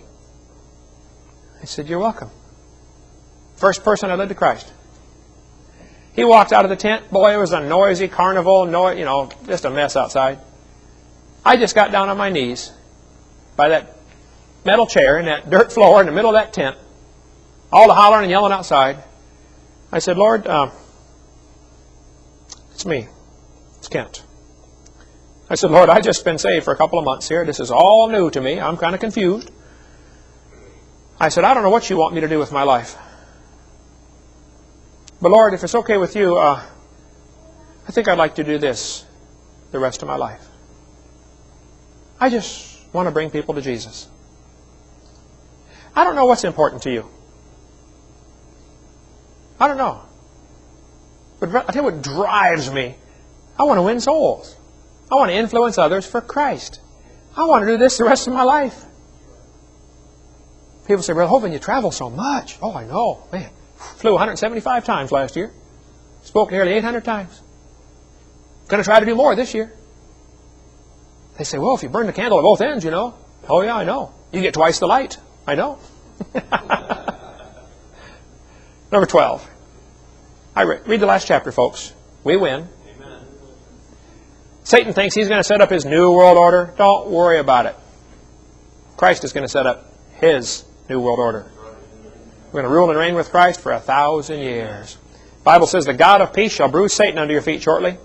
The grace of the Lord Jesus Christ be with you. He saw an angel come down from heaven having a key to the bottomless pit and a great chain in his hand. He laid hold on the dragon, that old serpent, which is the devil and Satan, and bound him 1,000 years. He shut him up that he would deceive the nations no more. And I saw the souls of them that were beheaded for the witness of Jesus. That might be us, folks. We may have to get beheaded. Oh, well. Some people don't use theirs anyway. Wouldn't miss it. Right? We're going to rule and reign with Christ for 1,000 years. Then we're going to see Satan cast into the lake of fire forever. You choose which side you want to be on. I choose the winning side. Amen. The Spirit and the bride say, come. Let him that heareth say, come. Let him that is athirst, come. Come. Come to the Lord. If you're not saved, come to the Lord and let him forgive your sins. Even so, come, Lord Jesus. If we can be any help, our ministry exists to help strengthen your faith in the Word of God. Or, if you're not a Christian, we want to get you saved. That's what we're here for. Give us a call. You can get one of our catalogs. Our material is not copyrighted purposely. Come down and see our bookstore if you're in Pensacola, or get one of our videotapes if you're not, or come see our Dinosaur Adventure Land. Man, you want to have a fun time. We're having a blast. We don't really have a plan. Someday we'd like to sell the lawnmower once everything gets covered with buildings, but basically that's the plan. We just want to influence people for the Lord. Find something to do. Hey, if you're here tonight and you're not a Christian, it's so simple. You and I are sinners. We deserve to die and go straight to hell for our sin, according to Romans 3:23. If God sent us to hell tonight, it would be exactly what we deserve. But, in spite of the fact that God's angry with the wicked every day, He loves you and He wants you to come to heaven. But He's not going to bring you like you are. You've got to come through Christ or you're not coming. So February 9th, 1969, a friend of mine said, Kent, you're a sinner? I said, I know that. He said, you deserve to go to hell. I said, yep, I know that too. He said, but Jesus died in your place. That's why He died on the cross, to pay for your sin. And if you'd like to receive Him as your Savior right now, you can take Him and He'll take you. I thought, wow, what a deal.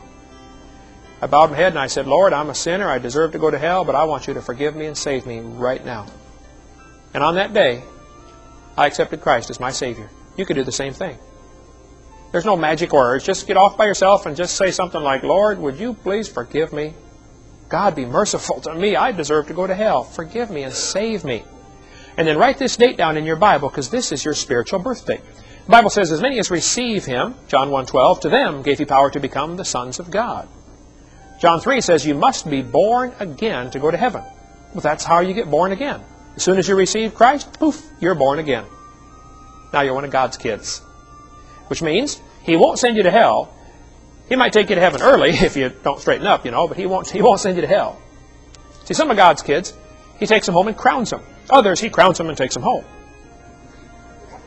That's your choice, okay? But once my kids got into my family, I was stuck with them. Once you get into God's family, you're stuck, okay? Now, that doesn't mean, you won't get by with things. He may judge you. There's a sin unto death. You can commit sins as a Christian and God will kill you. But He won't send you to hell. He gave you eternal life, not temporary life. Cover all that some other time. If we can get any help, please give us a call. Our phone number and address and website and stuff will come up on the screen here. We want to help strengthen your faith. In videotape number 6, we're going to talk about the flood when God judged this world. What caused the flood in the days of Noah? Then on tape 7, we go through over 3 hours of questions and answers. Things like, where do the races come from? What about carbon dating? What about starlight? How did 60-some questions we try to answer on there on videotape number 7. We want to help try to answer questions, set the record straight. God's Word is true. And if you're not saved, you're going to hell, whether you believe it or not. But you can be forgiven and go to heaven if you'll accept Christ as your Savior. Thank you so much.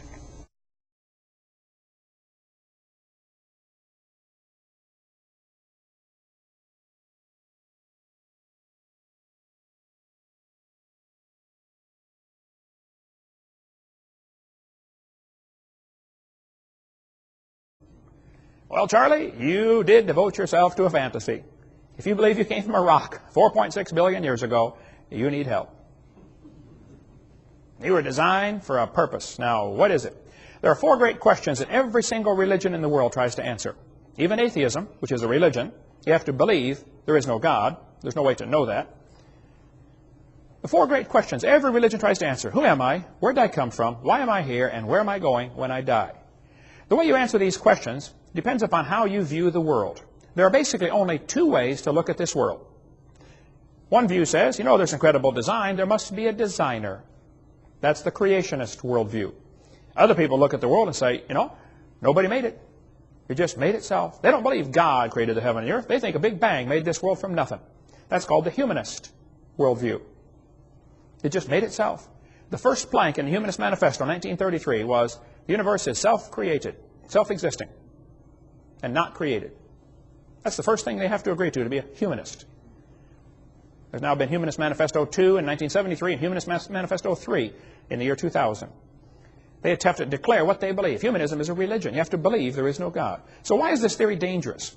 Evolution, I am convinced, after studying this now for 30-some years, evolution is absolutely the foundation for communism, Marxism, Nazism, socialism, racism. We'll get into some more of that in a minute. Number 1, I think evolution is dangerous because it's bad science based on lies. There is no scientific evidence to back up this evolution theory. We've been offering $250,000 for a long time at our ministry for somebody who could give us some real scientific evidence for evolution. It is funny, brother, to see the people try to turn stuff in. One guy said, I've got proof for evolution. I said, really, what do you have? He said, well, I'm working in the laboratory right now, and we have developed soybean plants that are resistant to frost.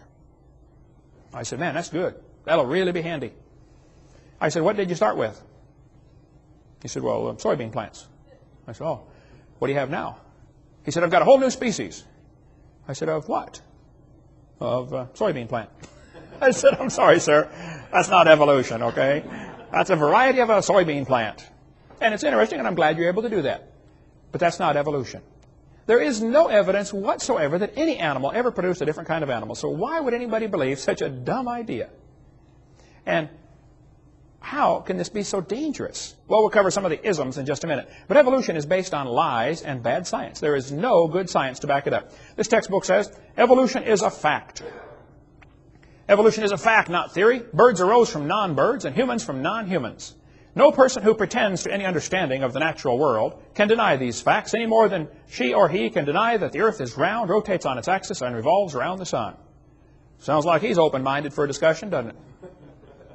This is not a fact, folks. Evolution is a mantra. They say this over and over and over, hoping it will become true.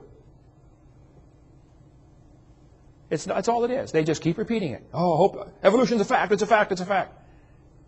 Well, you better define what you're talking about with evolution. We do that on videotape number 4, the 6 different meanings of this word evolution. This textbook says evolution has evidence from fossils, from structure, from molecular biology, from development. Any evidence that's used to support evolution has been proven wrong. Now, I said many times, I'm not trying to get evolution out of the schools. I just want the lies out of the textbooks. We almost got a bill passed in Arkansas a couple of years ago, and I went up to Arkansas and testified before the Senate, before the House Representatives Committee that was looking at this bill, HB 2548, I believe it was. And the bill simply said, Arkansas will not use tax dollars to purchase materials if they contain knowingly fraudulent information. We're not going to buy books that have lies in them. And it gave a few examples, like some of the examples I gave in my seminar. If it says the embryo has gill slits, we're not going to buy it. I stood up and testified for 45 minutes before this committee. After I got done, the ACLU lady, woman I mean, she got up and she said, folks, this is obviously an anti-evolution bill. One of the representatives said, ma'am, evolution is not mentioned in this bill. All this bill says is we're not going to buy books if they have lies in them, and these things are lies, so we're not going to buy that book. How can you say this is an anti-evolution bill? And she said, everything mentioned in this bill is used to support the evolution theory. And the guy said, well, ma'am, is it true that these things mentioned here are false? She said, well, yes, but obviously this is an anti-evolution bill. She knew full well, if you took all the lies out of the textbooks, there would be nothing left to support the evolution theory. I was in a debate one time at University of West Florida, and the professor got up and he said, now, Mr. Hovind, you're claiming all these things are lies, and you're right. All these things have been proven wrong, but, he said, I got a question for you. You told us we got to take all this stuff out of the book. What are you going to replace it with? I said, folks, what he's trying to not say is, we want the kids to believe in evolution. We have to give them some evidence, and all we have are these lies, and you want to take these out of the book, so you better find some more evidence for my theory. I said, sir, if you don't have any evidence for your theory, I'm sorry. Maybe you ought to consider getting a new theory. I could suggest one for you, if you'd like. He did not like. He don't want to hear about it, okay? All they have to support their theory are things that have been proven wrong many, many years ago. Here's some of the lies we covered in the first how many hours of this seminar so far. I'll just review them very, very quickly. The Colorado River was not formed slowly. Well, the Grand Canyon did not slowly form by the Colorado River running through it. Okay? The geologic column does not portray Earth's history. It does not even exist anywhere in the world. Rocks do not date the fossils. The fossils do not date the rocks. It is based on circular reasoning. We cover that. I spoke in a public school in Pennsylvania one time. A kid sat on the second row, and he said, Mr. Hovind, I'm an atheist. I said, really? He said, yep, there is no God. I said, well, tell me, son, are you sure? He said, yep, I'm sure. I said, well, son, do you know everything? He said, no. I said, do you know maybe half of everything? He said, no. I said, okay, well, let's just pretend that you know half of everything. Is it possible that God exists in the other half you don't know? Brand new thought rattled around in his brain for a while and got lost, I believe. I said, by the way, son, if there's no God, how do you tell right from wrong? He said, oh, that's easy. He said, I determine what's right and wrong. He said, I'm the God of my own universe. I said, I'm glad to hear about that, son, because I'm going to shoot you in 5 minutes. He said, you can't do that. I said, oh, yeah, I can. You see, I'm the God of my own universe. And I decided it's fine for me to shoot you. Question, exactly how do we tell right from wrong? In the first couple of seminar tapes, we talked about a variety of topics like the Big Bang Theory, how it's a big dud. We talked about the Garden of Eden. And we talked about why the earth cannot be billions of years old, and why did the people live to be 900 years old before the big flood came. We talked about dinosaurs, and students are being lied to about dinosaurs. They did not live millions of years ago. And on tape number 4, we talk about a whole bunch of lies in the textbooks. Now here we're going to talk about what's happened in the last 150 years since evolution became a popular theory. What on earth is happening? And what you can do about it. We'll get to that eventually. We're going to review some of what we covered on tape number 4, some of the lies in the textbooks, and then go on into how it carries into some practical steps we can take. What do you do about it? We covered in the last sessions how that James Hutton wrote a book in 1795, and he said the earth is millions of years old.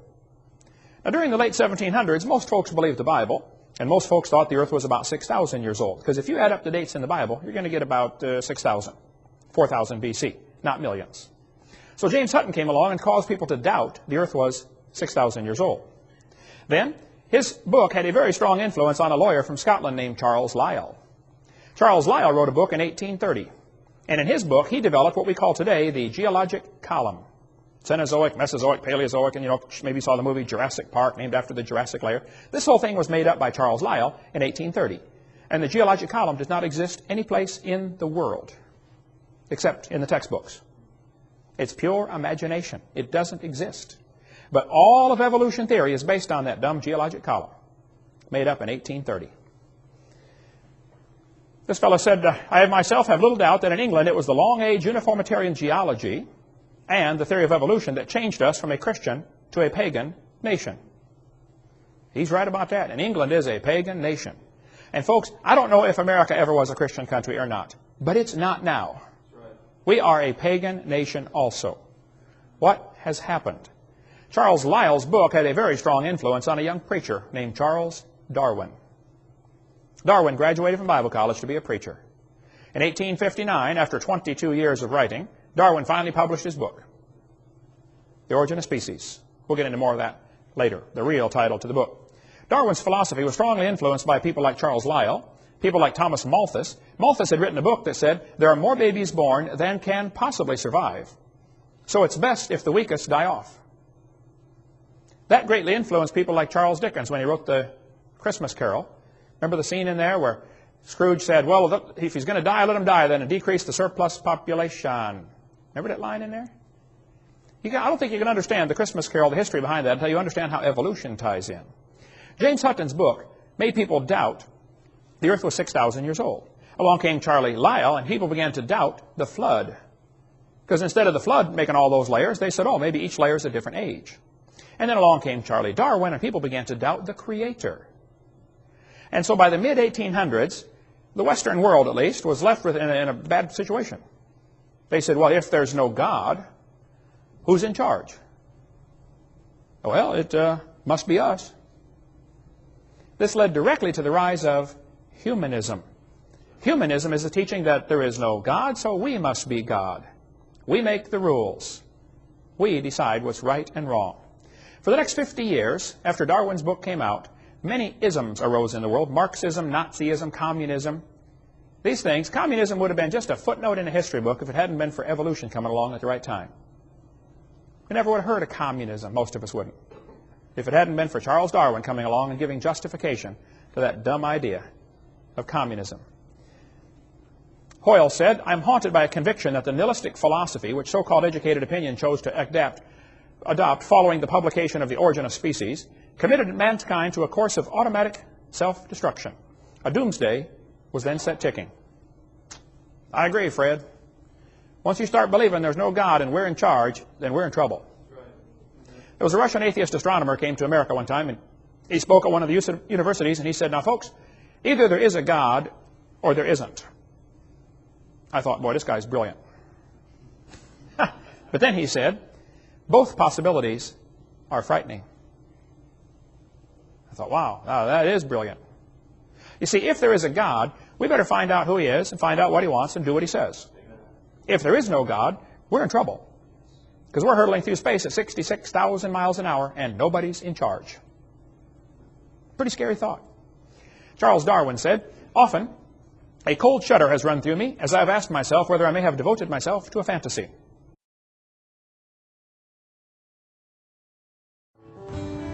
You know, people say evolution is not a bad philosophy. But at the same time, it was Hitler's religion during the Third Reich in Germany. Hi, my name is Eric. In this next seminar, Dr. Hovind exposes some of the terrible things that have been done in the name of evolution. Because dictators throughout time have used the evolutionary ideas to support their brutal tactics.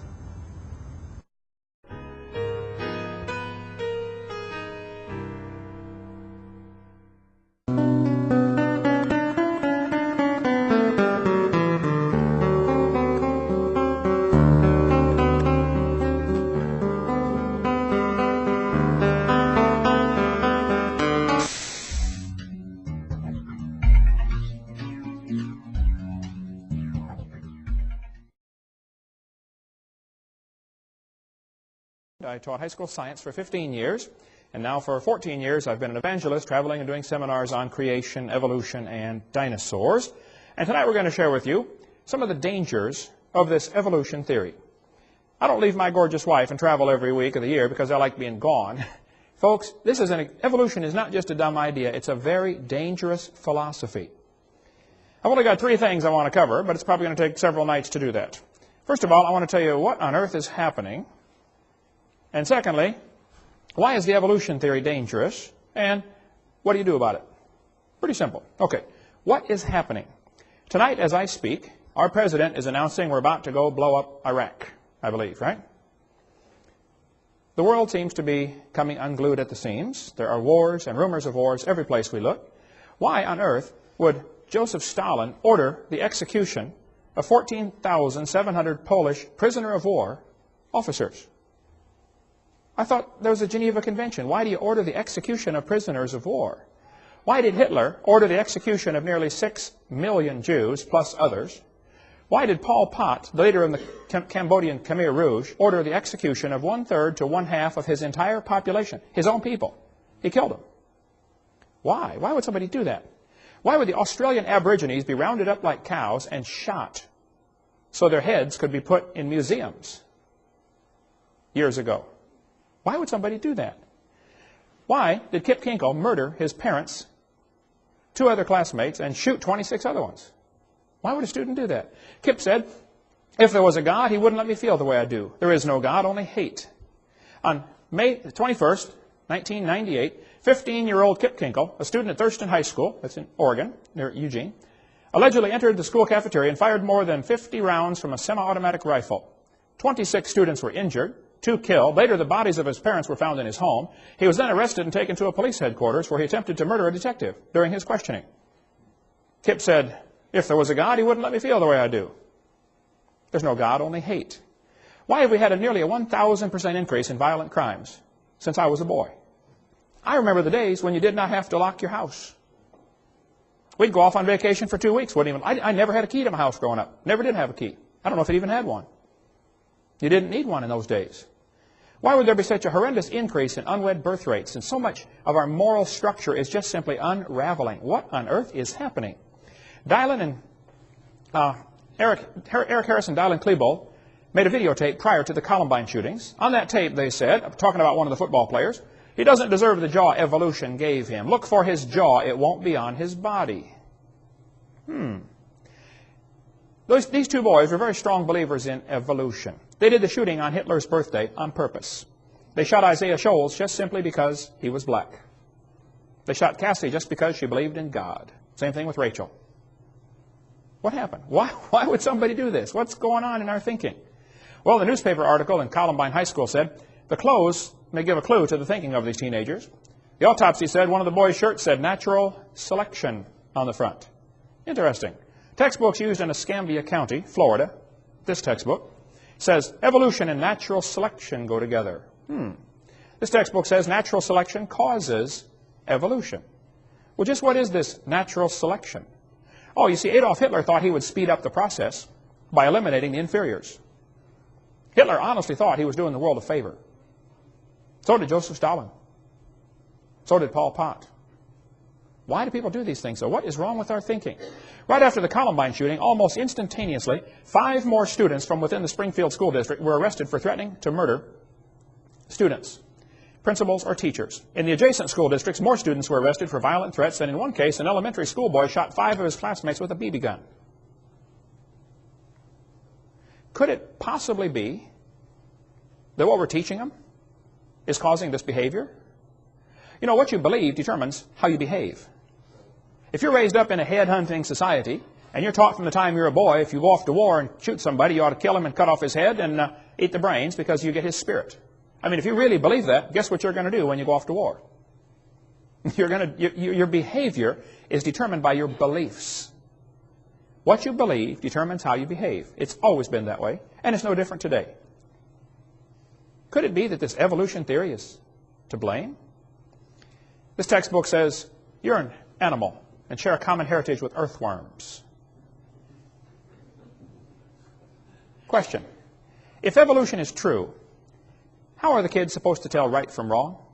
That on videotape number 4. There are no index fossils. There's no such thing as an index fossil.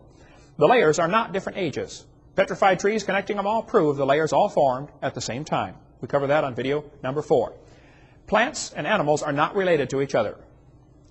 They have the same designer, but not the same uncle and grandpa. Change in species is not the real meaning of the word evolution. That's not really what they mean. There's a whole lot more to that. We covered that on video 4. Natural selection does not cause any evolution. Natural selection selects. It doesn't create a thing. We believe in natural selection. The pepper and moth story never happened. It's a lie. Comparative anatomy does not prove common ancestry. We covered that on videotape number 4. Humans never have any gill slits. It's a human at conception. It's not a fish or an amphibian or anything else. An abortion is murder, plain and simple. Okay? The appendix is not vestigial. You do need your appendix. The whale does not have a vestigial pelvis. That is a lie. The human tailbone is not vestigial. If you think it is, I'll pay to have yours removed. Dinosaurs did not live millions of years ago. Man did not evolve from animals or cavemen. The Big Bang is a big dud. It didn't happen. The horse series in your textbooks is a lie, proven wrong 50 years ago. Life cannot evolve from non-living matter like the textbook says. The law does not ban teaching creation science like some people want you to think. It's perfectly fine to teach creation science in the public schools. We'll get into more of that later. Smaller is not simpler. A little paramecium is more complex than a space shuttle. Smaller is not simpler. Smaller is more complex. But birds did not come from dinosaurs. Talk about a dumb idea. The eye did not arise by slow changes over billions of years. The first bird did not hatch from a reptile egg, like Goldschmidt said. The trees of life in the textbooks are pure imagination. They didn't happen, folks. They drew it on paper, and that's as far as it goes. It didn't happen in reality. DNA does not prove evolution. It proves creation. It proves a designer. Fossils do not provide any evidence for evolution. Fossils don't count at all. You find a bone in the dirt, you can't prove that bone had any kids, let alone kids that lived, and certainly not kids that were different than the grandparents. Fossils simply are a dead-end street. They don't count for evolution. The Earth is not billions of years old, and the Earth was never a hot molten mass. The Pangea theory that's taught in your books never existed. They say, all the continents used to fit together. I get that all the time. Oh, do you think all the continents used to fit together? Used to touch each other? I said, well, they still are. Just the low places are full of water. I mean, the continents are still connected, you know. What do you mean, did they? Hello. They still are. Animals and plants are designed, not adapted to their environments. There are no simple living organisms. Life did not arise 3.5 billion years ago like the textbook says. The sun did not form before the earth like the textbook says. Scientists have not made life in the laboratory. Snakes do not have vestigial legs. The earth never had an oxygen-free atmosphere like the textbook says. No animal is related to any other kind of animal. DNA is more than just chemicals. It carries information. Mutations do not improve the species. Similar bone structure does not prove a common ancestor. It proves a common designer. Amino acids do not prove relationships. Humans are not related to chimps. Darwin did not prove evolution. Textbooks do not teach kids to think critically. They teach them to not think at all. Arranging animals on paper does not prove a thing. Archaeopteryx is not part reptile. It's 100% bird. Feathers did not evolve from scales. It's not just the religious fundamentalists who disbelieve in evolution. Most folks disbelieve in evolution. Evolution is not a light which illuminates all facts. There is no evidence for the magnetic reversals at the ocean floor. The Constitution does not discuss separation of church and state. It does not discuss that. The Supreme Court did not ban creation.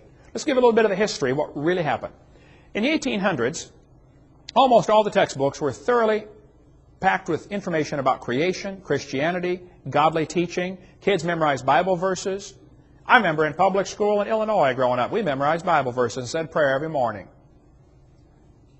Didn't hurt the kids a bit. Helped them quite a bit. Back then, kids got in trouble for throwing spit wads. Today, it's for bringing guns and shooting people. It's a different world, and some of you older folks know what I'm talking about. It has changed radically. In 1925, Tennessee passed a law that said you cannot teach creation, you cannot teach evolution. It actually banned the teaching of evolution in the public schools. It's called the Butler Act. The ACLU, which is the American Communist Lawyers Union, decided they wanted to test this law. So they ran an ad in the paper, said, we're looking for a teacher willing to claim that he taught evolution so we can have a trial to try to get this law overthrown. A guy named John T. Scopes volunteered. He said, I don't know if I taught evolution or not, but I did sub for a biology class one day, and I think all we had was a study hall, but if you want me to go testify that I taught evolution, I'll do it. So John Scopes went on the trial, lasted 10 days in the hot July, Tennessee summer. After 10 days, John Scopes was found guilty of breaking the law. The law said, you can't teach evolution. He claimed he did, so he's found guilty. He admitted he did. He was fined $100. Case was over. Later, the fine was overturned on a technicality, but the judgment was not overturned. The evolutionists lost the Scopes monkey trial. If you want to read the entire story about what really happened, you can see it right here in this book. the Scopes monkey trial, the world's most famous court trial. And by the way, if there's a movie circulating around your school called Inherit the Wind, you better be real careful about that. That's a dangerous movie. That does everything they can. It twists everything about the trial to make the Christians look dumb. You want to read word for word every word that was spoken there? Here it is right here, the court transcript verbatim. You can get it from Bryan College in Dayton, Tennessee. The Dayton courthouse is still there with a big museum where you can go out through and see where it actually happened. If you go north of Chattanooga about, I don't know, 70 or 80 miles, you can get to Dayton, Tennessee. Been through there a bunch of times. There's a good a good book expose about the Inherit the Wind movie that circulates around it just about every year. This is shown in public schools here in Pensacola, where they try to teach the kids the Christians were dumb and they lost the trial. They changed all sorts of things about that. And you ought to be up in arms over that being shown to your kids. You can sign a statement saying, I don't want my child shown the movie Inherit the Wind. Have it notarized and take it into the school. They won't show your kid. You say it's against my religious convictions to lie to my kids, and that movie's a lie. Okay? But I guarantee it'll be shown this year and next year and the next year. I saw it about 4 times growing up before I realized what a lie it was.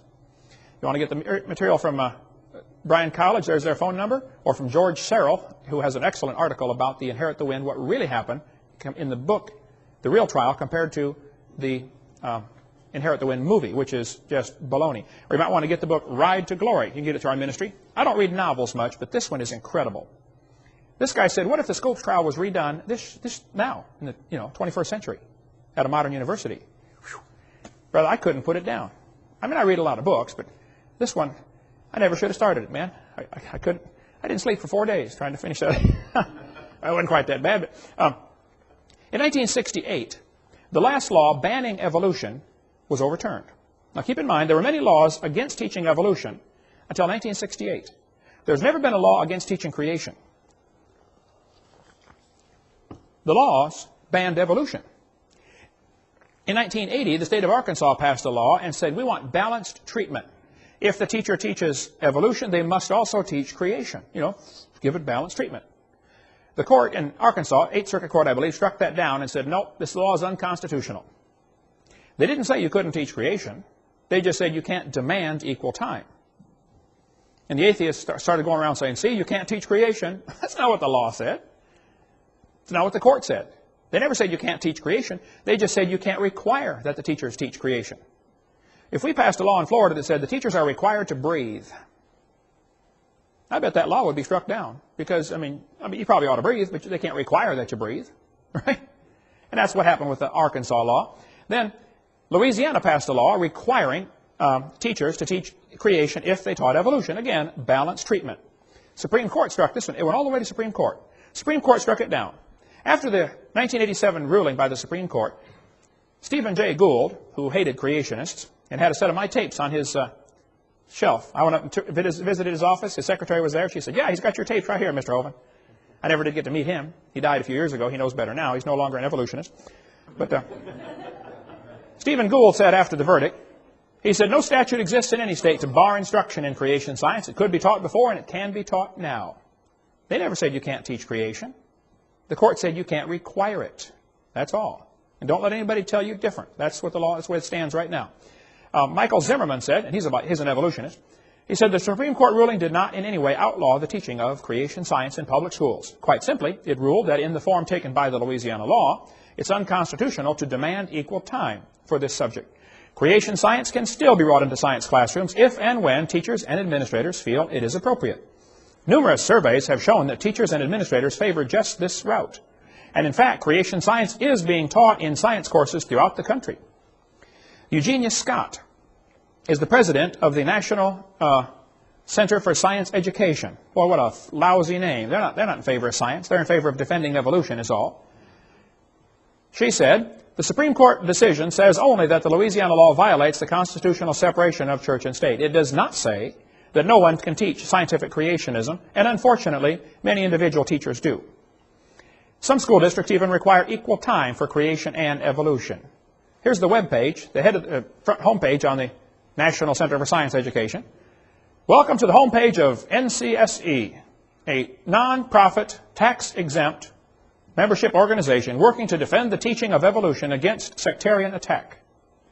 We are a nationally recognized clearinghouse for information and advice to keep evolution in the science classroom and scientific creationism out. That's why they exist. I spoke in Berkeley last November, Berkeley, California. That's where these guys are located. I went and visited the National Center for Science Education. It's a little bitty storefront building. They had, I think, 4 or 5 employees, all crammed in this little building. I thought, this is the National Center for Science Education. Oh, yeah, property's expensive in Berkeley, I understand, you know. Good place for them. I went in there. They didn't know who I was. I didn't tell them my name. I went in there. Hey, what kind of information do you guys hear? I used to be a science teacher. And they began giving me pamphlets and articles and stuff, you know, from the... Finally, one of the guys said, your voice sounds familiar. What's your name? I said, Kent Hovind. He said, I thought so. They taped a piece of paper on the floor. It says, Kent Hovind stood here. And I understand they won't walk on it. They walk around it. One of the guys came to all 10 hours that I lectured at Berkeley and asked me question after question after question. Look, these folks are not the enemy. Now, they do work for him, but they're not the enemy, okay? Satan is the enemy. They're just blinded, that's all. They're willingly ignorant, like the Bible says.